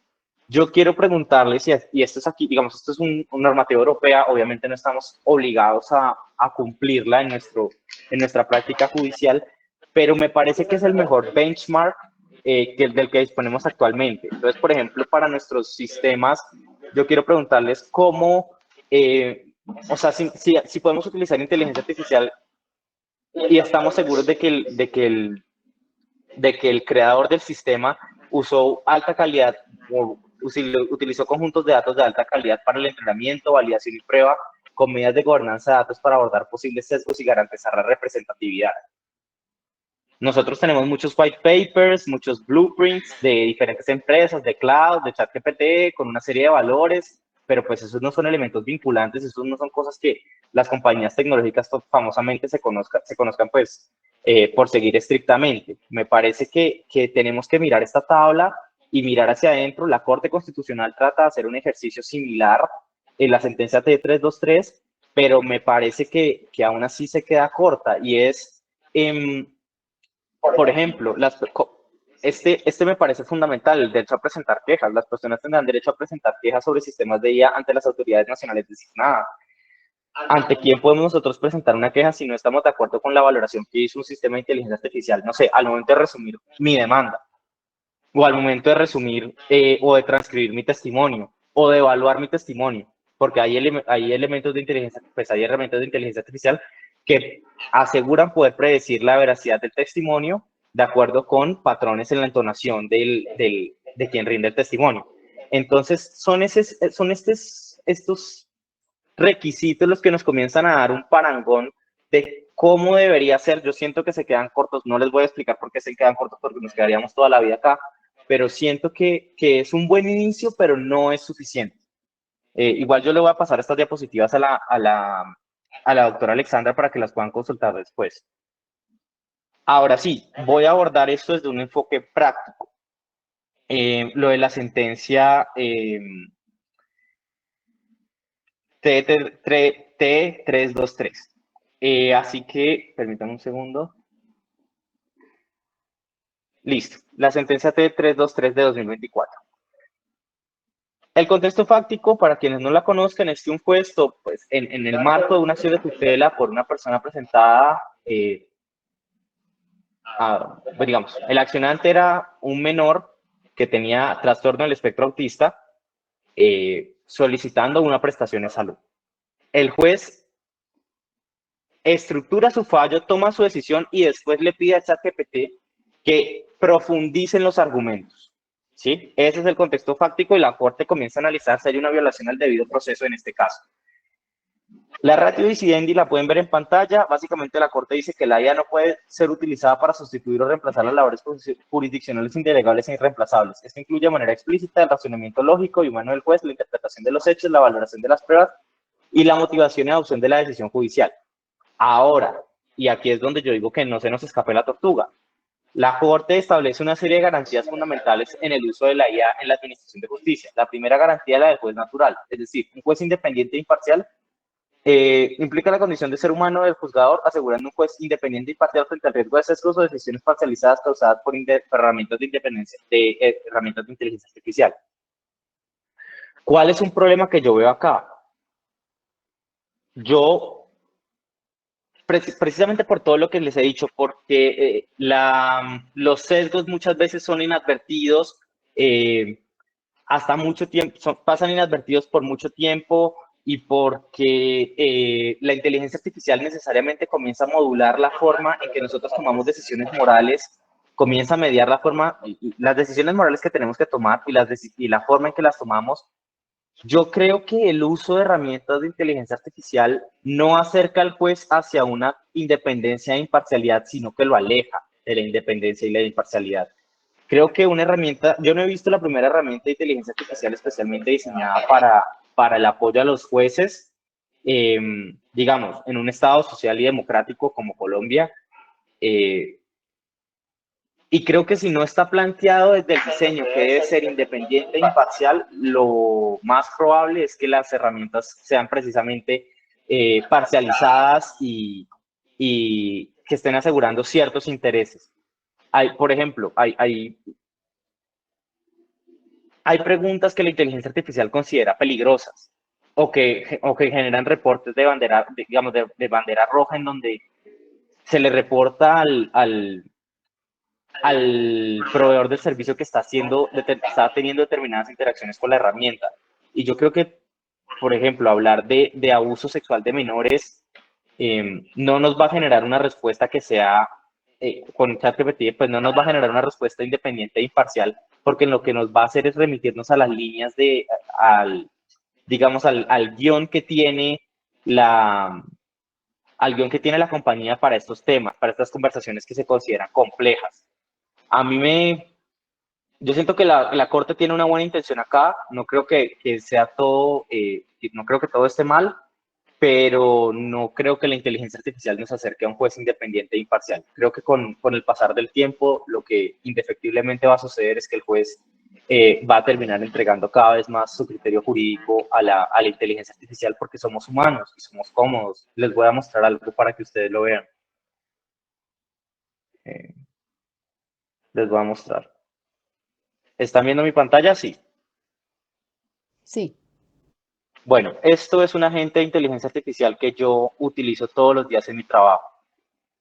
A este agente que se llama Contratos Defender, yo le digo cuál es la provisión del contrato que el cliente está comentando o que el cliente está objetando, y él me dice, y le digo cuál es el comentario del cliente o qué es lo que el cliente quiere hacer, si lo quiere borrar, si lo quiere adicionar, y él me da esto, una respuesta para el cliente. ¿Sí? Ellos, o sea, me da una respuesta precisamente para el cliente. Esta es una aplicación pues, un poco más avanzada de lo que usualmente se hace, porque esto es un agente especializado, esto no es la ventana principal de ChatGPT, pero es generar este tipo de cosas y yo no puedo confiarme totalmente de esto. Y no sé si digamos, lo uso con cuidado y lo uso para darme un insumo para construir mis respuestas, pero, digamos, en los stakes, lo que está en juego aquí en estas respuestas es mucho menor de lo que está en juego en la función de administrar justicia. Y son ese tipo de cosas sobre las que yo quiero poner atención. Yo tengo que tener mucho cuidado al hacer uso de la inteligencia artificial y soy un abogado de empresa. Si la embarro, el que pierde es la empresa. Pero si ustedes cometen un error usando inteligencia artificial, me parece significativamente grave y la imparcialidad. Ahí, pues, por ejemplo, en el ejemplo que les planteo, no tengo capacidad de decir, es mi posición imparcial o es una posición imparcial, porque no tengo forma de argumentar que realmente lo que me ha dicho la cuestión es imparcial, sino que está pues, directamente sesgada a los intereses de Kushki. Y asimismo, la inteligencia artificial en sus diferentes expresiones va a estar sesgada a ciertos intereses. Entonces, es otra de las cosas sobre las que yo les quiero llamar la atención. Ahora, sobre la garantía de motivación de las decisiones judiciales, lo que la Corte dice es, yo creo que la Corte dice aborda los riesgos de las herramientas aborda el riesgo de que las herramientas de IA produzcan alucinaciones, información falsa o inventada que no sean advertidas por el funcionario judicial, lo que podría llevar a una motivación judicial falsa. Yo creo que ese es el menor de nuestros problemas de cara al uso de la inteligencia artificial. Las alucinaciones cada vez van a ser menores, las alucinaciones cada vez van a ser más extrañas o más difíciles de que sucedan porque los algoritmos se van mejor, pues la lógica detrás se va mejorando en cada versión. Pero, y creo que ahí la Corte acierta porque dice que la valoración del material probatorio no puede ser realizada por la inteligencia artificial, pero determinar cómo a partir de los elementos de convicción aportados al proceso, el juez establece la interpretación de las disposiciones normativas de una parte y determina cómo a partir de los elementos de convicción aportados al proceso, la hipótesis de hecho se construye con base en estos elementos. Y yo creo que, y lo puse para resaltar el acierto de la Corte ahí, la inteligencia artificial nunca debe realizar la valoración de la prueba, porque la inteligencia artificial como no puede hacer procesos semióticos de semiosis, pues la inteligencia artificial no puede entender una prueba hacia dónde apunta, ni tampoco puede entender la pertinencia de la prueba ni elementos de la legalidad de la prueba. Así que, pues yo lo puse aquí pues, precisamente para señalar que la inteligencia artificial, que la Corte Constitucional no erra de todo en el fallo, pero creo que este es el menor de los problemas. Lo puse aquí porque el tema de las alucinaciones cada vez van a ser menores. El problema es no que alucine, sino que su argumentación traiga implícita cosas que no se esté diciendo. Entonces vamos al siguiente punto, ¿sí? Pues esto es el debido proceso probatorio. Está estrechamente relacionado con lo que acabo de decir, entonces lo voy a saltar. Ahora, esto es donde más me parece que la Corte Constitucional cometió errores. Y creo que son errores significativos. Creo que son errores significativos porque la lógica detrás de esto es, yo creo que es, en condiciones normales de tiempo y de carga laboral de los funcionarios judiciales es sencillamente imposible. Básicamente dice, el operador judicial debe exponer claramente cuál fue el uso, alcance y ubicación de las actuaciones o decisiones y o decisiones de los resultados obtenidos de la utilización de la IA. Esto se cumple cuando el funcionario judicial pone en conocimiento de las partes que hizo uso de la herramienta de IA en el proceso, expone las razones por las cuales tiene el conocimiento debido de uso de estas herramientas tecnológicas, por ejemplo, se ha capacitado, ha hecho estudios especializados en el tema. Dos, se precisa el funcionamiento del sistema de IA que utilizó, entre lo que es de especial importancia resaltar las capacidades de la IA y sus limitaciones. Les voy a ser muy sincero, mi posición aquí es que esto es directamente imposible. Yo no soy el mayor experto de esto, todo el tiempo estoy tratando de seguir formándome, pero yo no podría exponer las razones, un razonamiento suficiente que me permita argumentar de manera fehaciente las razones por las cuales uso las herramientas de inteligencia artificial y poder decir que estoy suficientemente capacitado. Me parece que es un estándar que no se puede cumplir, el funcionario del día a día no se puede cumplir con la carga laboral que tiene. Y precisar el funcionamiento de la inteligencia artificial, de las herramientas de inteligencia artificial es directamente imposible. Como ya les dije, el tema de que son cosas propietarias que no se puede ver la lógica detrás, y si la pudieras ver muchas veces no se puede entender, hace que sea imposible cumplir este requisito de la Corte Constitucional, en mi interpretación y en mi opinión. En ese orden de cosas, básicamente lo que a mí me dice la Corte, lo que yo leo de la Corte es, no se puede usar inteligencia artificial, porque los requisitos para usarla exceden por mucho, la posibilidad de los funcionarios. Y ahorita esta última es establecer las razones por las que el sistema de IA se debe emplear, es decir, se hace un análisis de la necesidad y idoneidad sobre el uso de la IA.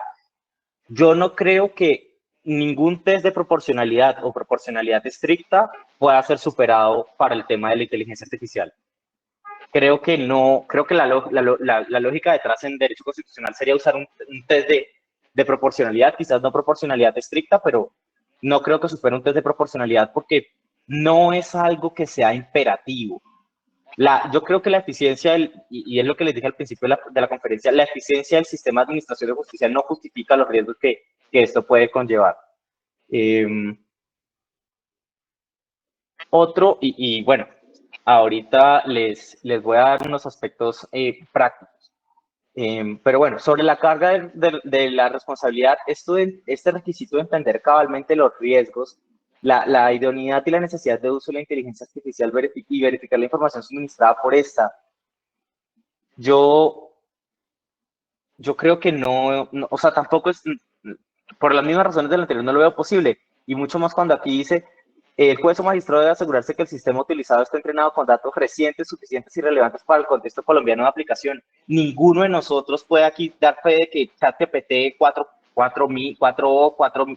mini, Gemini 2.5 Flash, Gemini 2.5 Pro, está entrenado con datos suficientes, relevantes y recientes del sistema de ordenamiento jurídico colombiano. Creo que esto es imposible de cumplir, que si me preguntan y me dicen, bueno, demuéstreme, al momento de mostrar quedo francamente limitado porque no sé con qué datos se entrenan estos modelos. Entonces uno tendría que desarrollar su propio modelo o usar herramientas que desarrollen productores nacionales, que incluso esas herramientas no las desarrollan ellos desde cero porque no tienen la capacidad técnica ni tienen la capacidad económica para hacerlo, sino que les dan modelos preentrenados, pero más o menos en blanco, y a partir de ahí es que lo comienzan a hacer, como por ejemplo lo hace Vilex y como lo hace, si no estoy mal, esta herramienta de inteligencia artificial de Legis, ¿sí? Entonces a mí me parece que esto es un threshold, una vara mínima que no se puede superar. O digamos que no se puede superar de manera sincera o argumentar de manera sincera. Entonces, y vemos aquí que la Corte dice la IA se podrá utilizar en el sistema judicial para los ámbitos de gestión administrativa y documental, así como el apoyo a la gestión judicial. ¿Qué es el apoyo a la gestión judicial? La Corte no me dice en la sentencia, no me especifica qué es la gestión judicial. Y la corrección y síntesis de textos, y ya les he expuesto a lo largo de la presentación, ¿por qué la síntesis de textos también es problemática? Porque si me comienza a poner el énfasis del resumen sobre lo que estaba en la parte inicial del texto, de pronto me deja por fuera cosas que están en la mitad o hacia el final que también son relevantes. Y que un operador jurídico experimentado y profesional, como sé que son ustedes, y ético,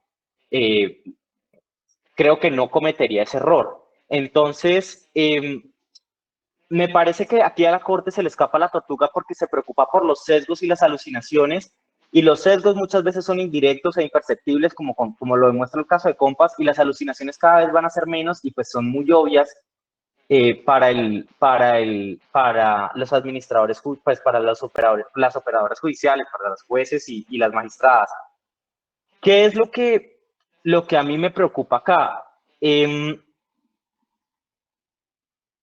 Por ejemplo, yo les quiero preguntar, de acuerdo con los parámetros que establece la Corte, es cómo un funcionario judicial podría tomarse el tiempo de sentarse a justificar para cumplir con las cargas de transparencia y responsabilidad, ¿por qué usó ChatGPT 3.5 y no Gemini 4 o ChatGPT, sí, ChatGPT 3.5 y no ChatGPT 4.0 o 4.0 mini o 4.0 mini high para apoyar su decisión judicial? Porque son modelos diferentes, tienen lógicas diferentes y lo que te votan es diferente.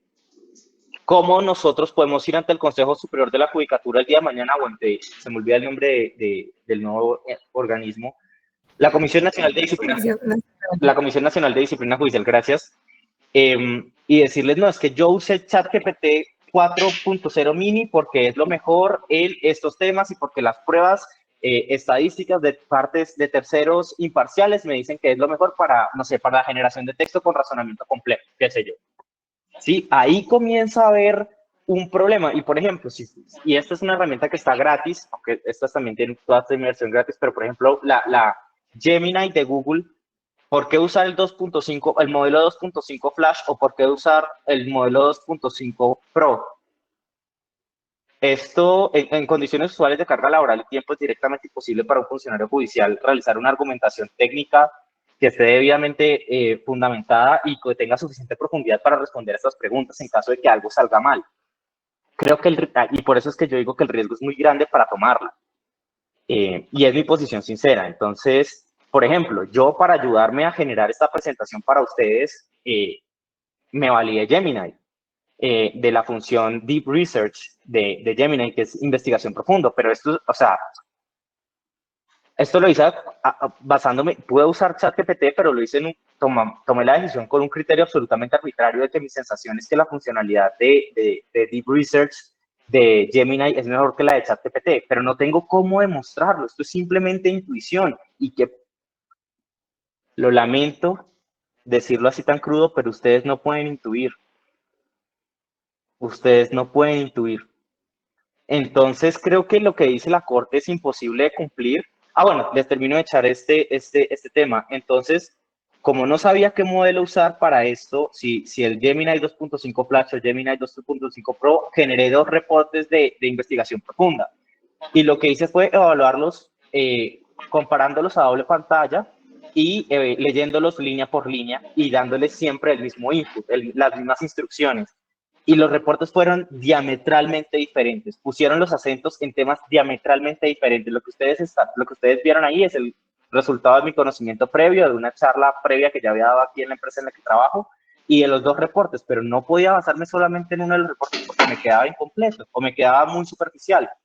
Entonces, lo que yo les quiero aquí resaltar es que la responsabilidad y los derechos fundamentales que hay en juego al montar una presentación, una conferencia, realmente no tienen nada que ver con los derechos fundamentales en cualquier decisión judicial, ni con la posible responsabilidad disciplinaria de quien la usa. Y yo cuando Alexandra me invitó a dar esta conferencia, yo lo que pensé es cómo las puedo ayudar a protegerse a ustedes. Sobre todo porque mi mamá también es jueza y sé que le interesan estos temas, pero siento que el riesgo es muy superior a las promesas que tiene. Entonces, finalmente, son estos los aspectos prácticos que les iba a decir.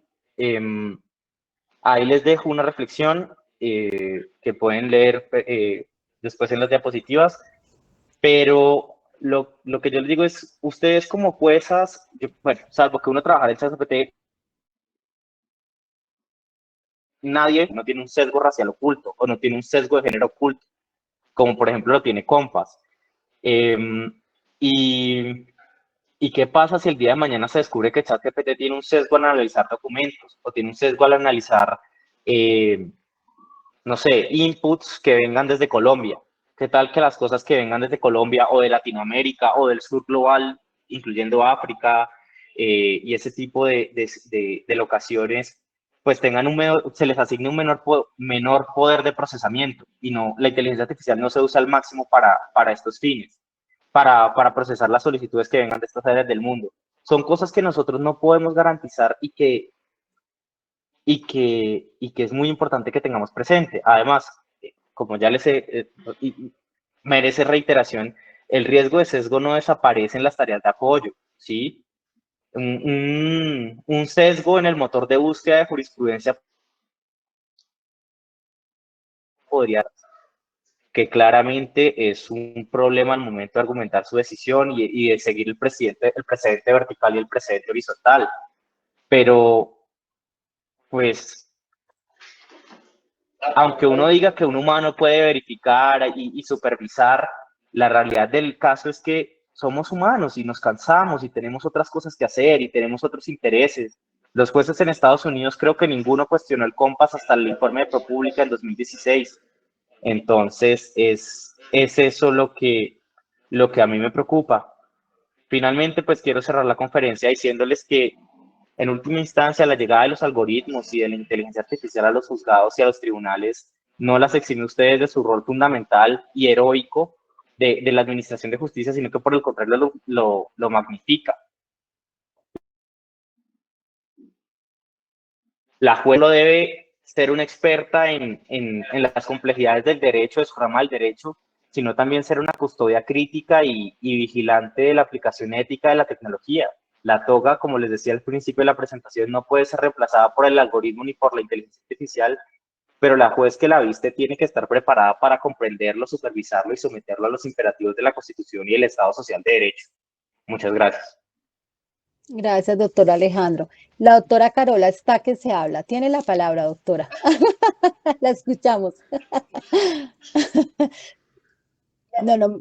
Muy bueno, muchas gracias. No, no, nada. Sí, muchas gracias. Pero de algunas preguntas, doctora Carola, u otras que están conectadas a otras asociadas o asociados de Bueno, otras organizaciones.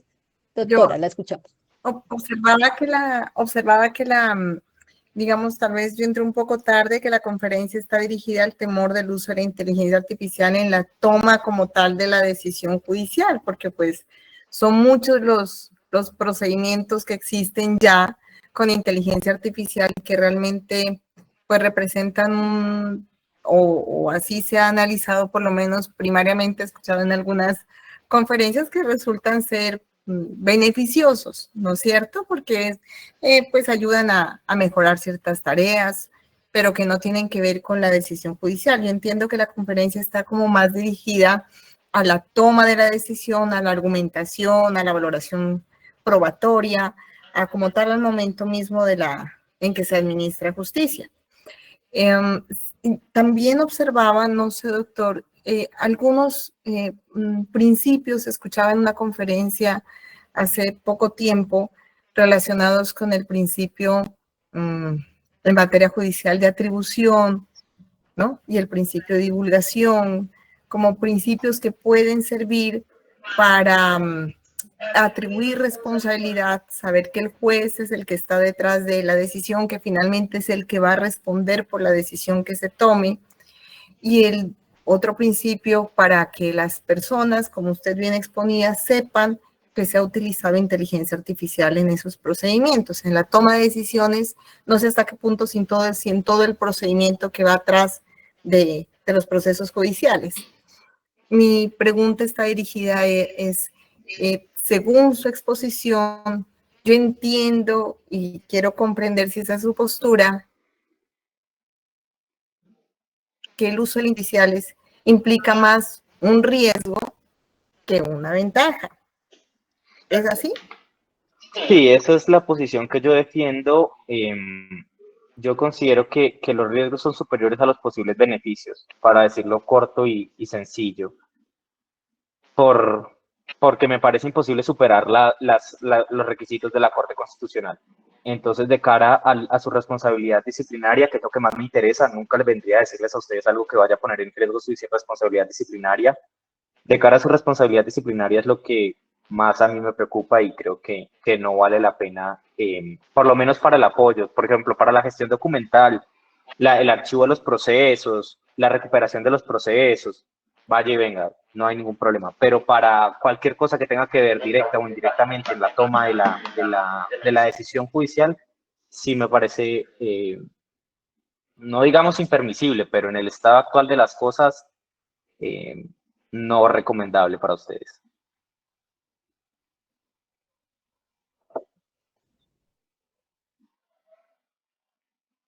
Ya. ¿Hay otras preguntas por ahí, doctora, doctores? Igualmente los invito que si les surge una pregunta cuando lean las diapositivas o si tienen cualquier otra cosa, pues me las comunican a través de la doctora Alexandra y yo con mucho gusto se las respondo. Yo sé que o sea, les acabo de hacer una exposición de 1 hora y 40 minutos que no es fácil de digerir, que realmente son temas complejos, son temas densos, porque mezclo filosofía, porque mezclo temas de ética, porque mezclo temas de tecnología, que requieren un poco y lo que les digo, la reflexión debe ser tranquila, ¿sí? Una reflexión sopesada. Entonces, si en algún momento llegan a tener alguna inquietud o alguna duda, por supuesto me pueden contactar a través de la doctora Alexandra. Por ejemplo, doctora Alejandra, en el caso de la rama judicial, la herramienta que ha puesto a disposición, digamos, de los despachos judiciales del Consejo Superior de Judicatura es Copilot, ¿sí? De Sí, Microsoft, ¿sí? dígame, doctora. ¿Y usted ha estado mirando esa herramienta por casualidad? ¿Era la inquietud que tenía venido alimentando la rama judicial a todos los sectores, contencioso y jurisdicción ordinaria, No sé, también a ver, disciplinaria? no les puedo hablar directamente porque no sé si tienen como un subdominio de Copilot especialmente ajustado para temas judiciales. No sé si ese sea el caso, Ya. pero yo he usado la versión general de Copilot y me parece que de todas las herramientas, por decirlo muy diplomáticamente, es la que menor rendimiento tiene. Yo he usado Ya. Cloud, DeepSeek, ChatGPT, Gemini, y me parece que Copilot es la que menor rendimiento tiene y también la que más alucinaciones tiene. La otra vez le pedí que me hicieran un resumen de la ley 1581 de 2012 de datos personales y comenzó a citar más artículos de los que traía la norma. Entonces, de por vida suyita, de todo corazón les digo, por favor, tengan cuidado cuando usen Copilot. Sí, hay un tema que causa preocupación de ese uso de la herramienta o de las herramientas, es que cada vez que voy a trabajar, digamos, una decisión, tengo un proceso y lo voy a trabajar, las alucinaciones se pueden dar fácilmente porque cada decisión, la verdad, es diferente y vamos a traer cosas diferentes en el día a día, nos pasa eso. Entonces, si vamos a decir que existen algunas jurisprudencias que me parecería interesante como para traernos la jurisprudencia de la Corte, de la horizontal también, en algunos casos, y de los tribunales, pero corremos el riesgo, según su exposición, de que nos traiga siempre jurisprudencias diferentes, ni siquiera mantenga la línea. Eso sí me parece un riesgo muy alto. ¿Sí? Que Sí, cuando uno señora. hace sus líneas, uno ya las tiene como organizaditas, ¿sí? O por lo menos yo suelo trabajar las líneas muy organizadas. Y entonces digo, no, pues ahora como para que nos rinda más por los volúmenes, porque es que el problema de la rama sí es son los volúmenes de trabajo, no sé, como para que nos organice la información. Entonces corro el riesgo de que me cite cosas que la verdad no vienen al caso, ¿sí? A No pesar de... solamente cosas de que no vengan al caso, sino que siempre, que cada vez que le pregunte, le cite cosas diferentes o que, digamos, le cite, o no le cite todo lo que le tenga que citar, Las normas, ¿sí? sí. Entonces, a nivel de línea jurisprudencial y a nivel de recuperación de normas, también lo veo complejo. Em, a ver, cuando yo hago líneas jurisprudenciales, si quieren les puedo pasar los tips con los que yo hago líneas jurisprudenciales haciendo uso de operadores de búsqueda en Google que me garantizan, como Google es más un algoritmo que una inteligencia artificial, pues el motor de búsqueda me garantiza un poquito más de consistencia en los resultados. Y también con el buscador de la corte. les puedo mostrar cómo lo hago yo, si en algún momento les interesa, Ah, o les mando un instructivo, no sé, como prefieran. ay, claro que sí, doctor Alejandro, eso nos va a servir a todos y a todas, pero por supuesto, mil gracias. La Corte Constitucional, ¿qué herramienta es la que está utilizando? ¿Un algoritmo, doctor Alejandro? ¿Cierto? Para ¿Pero para qué? organizar la Prometeo. jurisprudencia, Ah, para Prometeo. organizarla. Prometheus. Sí, ese Prometeus, ¿qué viene siendo? Para organizar la jurisprudencia. ¿Mm? No estoy seguro del aspecto técnico de Prometheus, por lo que no podría responderlo en este momento. Tendría que Ya. revisar lo de Prometheus. Tenía entendido que tenía algunas funciones de inteligencia artificial, pero pues eso fue el entendimiento que tenía por allá en el 2018, antes de graduarme del pregrado. Ujú. Entonces no podría responderle su pregunta en este momento. Qué pena, doctora Ah, Leila. Doctora no, Leila. no, doctor, Ella. disculpe porque nosotros quisiéramos que nos dieran masticadito todo. Y por supuesto, todo está por construirse. Sí, pero sí, mil gracias, doctor Alejandro. Doctora Alexandra, tiene el uso de la palabra, mi doctora Alexandra. La oímos. No, agradecerle al doctor Alejandro por este abrebocas sobre este tema que es tan importante, en el que nosotros día a día nos tenemos que adaptar, pero también con la responsabilidad que implica utilizarlas, porque no podemos desconocer lo primero que debe empoderar a cada uno de quienes fungimos en este ejercicio de la judicatura, y es que nuestro conocimiento se derive no solamente de la experiencia práctica, sino del ejercicio juicioso y del estudio de caso que tengamos en el momento que desarrollar una decisión, con consideraciones que nacen de todo ese ejercicio de la experiencia, del conocimiento del proceso y obviamente de la academia, que nos ha llevado también a tener la experiencia, y a partir de lo cual efectivamente es que las inteligencias artificiales en sus diferentes facetas pues llevan en desarrollo de ello alimentar la necesidad de quien la utiliza. Claro que sí. Veo Gracias, que doctora. Sí, Daniel levantó la Castillo tiene mano. una pregunta, Sí, sí. bien pueda, Sí, doctor gracias. Daniel. Bueno, muy buenas noches. Agradecerle primero al doctor Alejandro por su exposición. Me parece que es importante para lo que el mundo moderno nos exige a nosotros como funcionarios judiciales, en mi caso particular como juez. Más que una pregunta, es como compartir la postura que me genera la exposición que usted hace, doctor.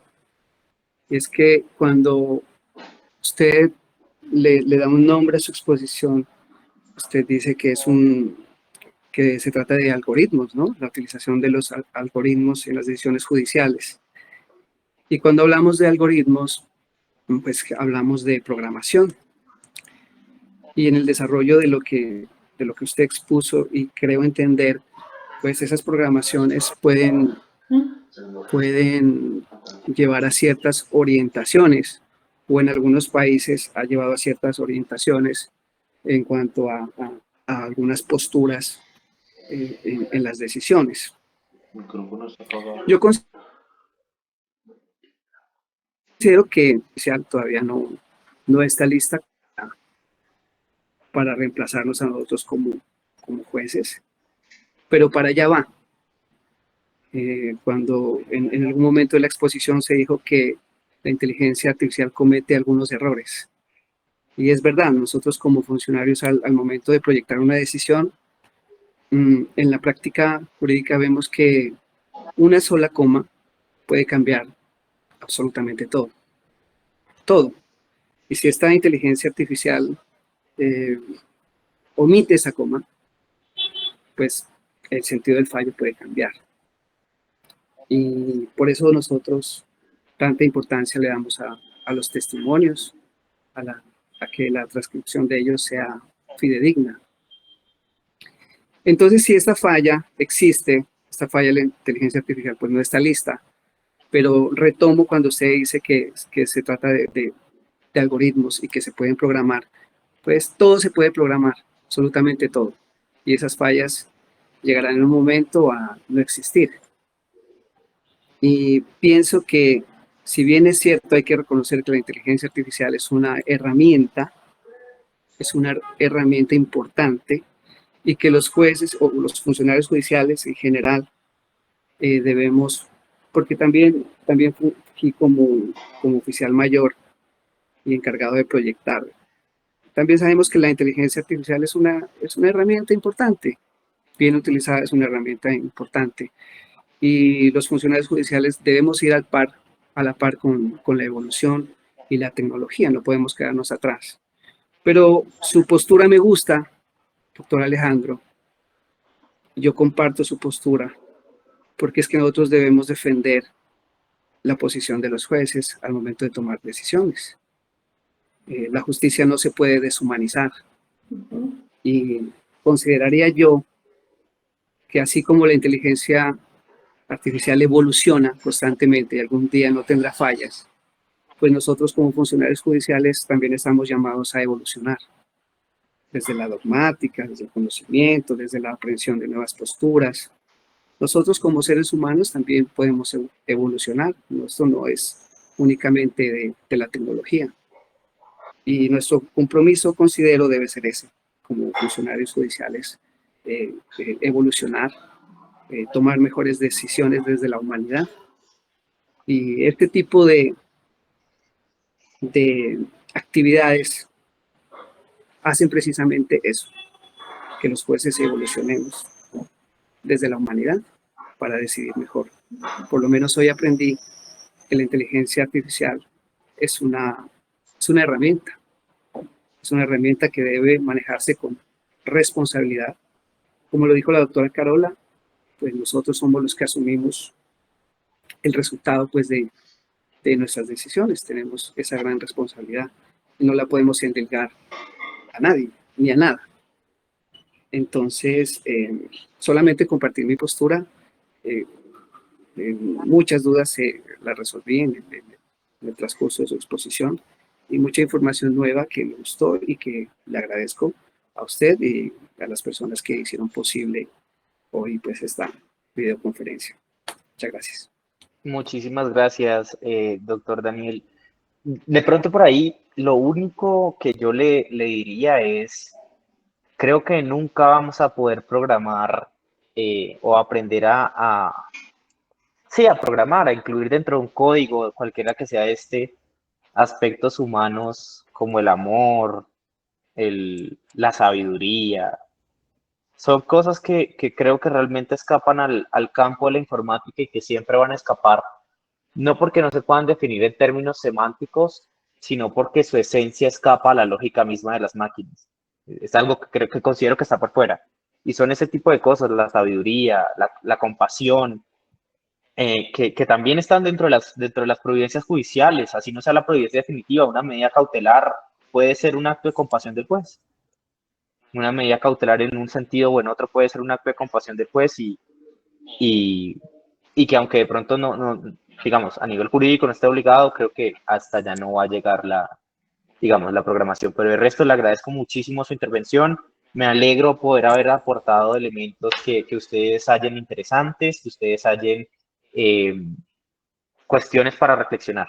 Me hace muy feliz y de nuevo mil gracias a la doctora Leida y a la doctora Alexandra. Hay otras manos levantadas, Sandra Luna y también la doctora Noemí. Sandra, doctora Sandra. ¿Sí está por ahí la doctora Sandra? ¿Sí? Me pareció que había levantado la mano. Doctora Noemí, entonces, la escuchamos. Buenas noches, muchas gracias.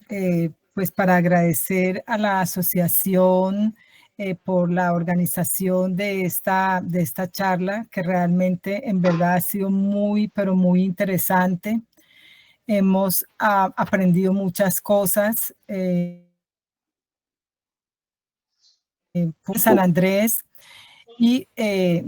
Isla, y a veces cuando hay estos momentos climatológicos fuertes, yo veo que las personas que son turistas se bajan de sus vehículos y se acercan mucho al mar con esas olas que están alcanzando alturas interesantes y les parece bonito tomarse una foto así, y yo siempre he reflexionado si ellos no saben el peligro al que se están exponiendo a perder la estabilidad y puedan caer o que el agua del mar se mueva tanto que los pueda lavar de las rocas coralinas. Y coloco este ejemplo a propósito para decir que en alguna medida, a medida que el doctor Alejandro iba haciendo las exposiciones y puntualmente cuando llegó a analizar el tema de la sentencia T323 de 2024, me sentí como un poco así, que nosotros con esa ingenuidad, también esa falta de conocimiento sobre estos temas tan importantes, nos colocamos como los turistas que ven San Andrés a tomarnos la foto allí al lado de un sitio que genera un riesgo y que realmente no lo estamos midiendo, ¿sí? Porque no sabemos toda la profundidad. Entonces, en verdad, creo que ahora al hacer la lectura nuevamente de la sentencia indicada, pues ya uno tiene, aunque sea un poquito de conocimiento y en verdad para reconocer, bueno, miércoles, yo no tengo ese conocimiento para saber si estas herramientas de inteligencia artificial cumplen el requisito que la Corte dice, porque cuando nos han hablado de esto, la rama judicial, el Consejo de la Judicatura, se presenta como, no, esto sirve para la gestión judicial, esto puede servir para esto, pero no estamos de verdad entendiendo la profundidad es que yo no sé cómo funciona esta inteligencia, estoy usando la herramienta, estoy tratando de darle el mejor uso, pero no pues, y aún así, si la cojo para la sentencia, pues tengo que tener una mayor comprensión. Me parece ese tema muy importante, muy valioso y nos da herramientas para poder comprender un poquito mejor, así sean los pequeños atisbos, pero ya no estamos tan, digamos, en ese sector, o al menos yo, de opacidad, sino que algunas luces se están viendo, y pues agradecerle a este joven por su excelente exposición. Gracias. Mil gracias, doctora Noemí. ¿Alguien más desea intervenir? ¿Alguien más que por ahí no la vea? ¿Loliluz salió o iba a hacer alguna pregunta? La doctora Loliluz, que me pareció verla. No, ella como que salió ya, ¿no? ¿Está por ahí? Bueno, creo que ya no hay más preguntas. Doctor Alejandro, muchísimas gracias. Quedamos pendientes del material, por supuesto, y yo creo que organizar otra charla, doctor, porque nos quedan muchos temas tecnológicos por conocer y que usted los conoce a profundidad, los ha venido trabajando ya en buen tiempo y su nivel de posgrados especializados en la tecnología, así que quedamos a la espera de otra charla y quedamos pendientes de los materiales, doctor, así que bienvenidos. Mil gracias, doctor. No. Buenas noches y buenas noches a los asociados. Gracias por su tiempo, por estar aquí, compartir. Y también los de asojudiciales que nos han acompañado. Feliz noche.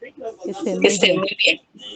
Muchas gracias. Buenas noches. Buenas noches. Muchas gracias y muy buena noche para todos.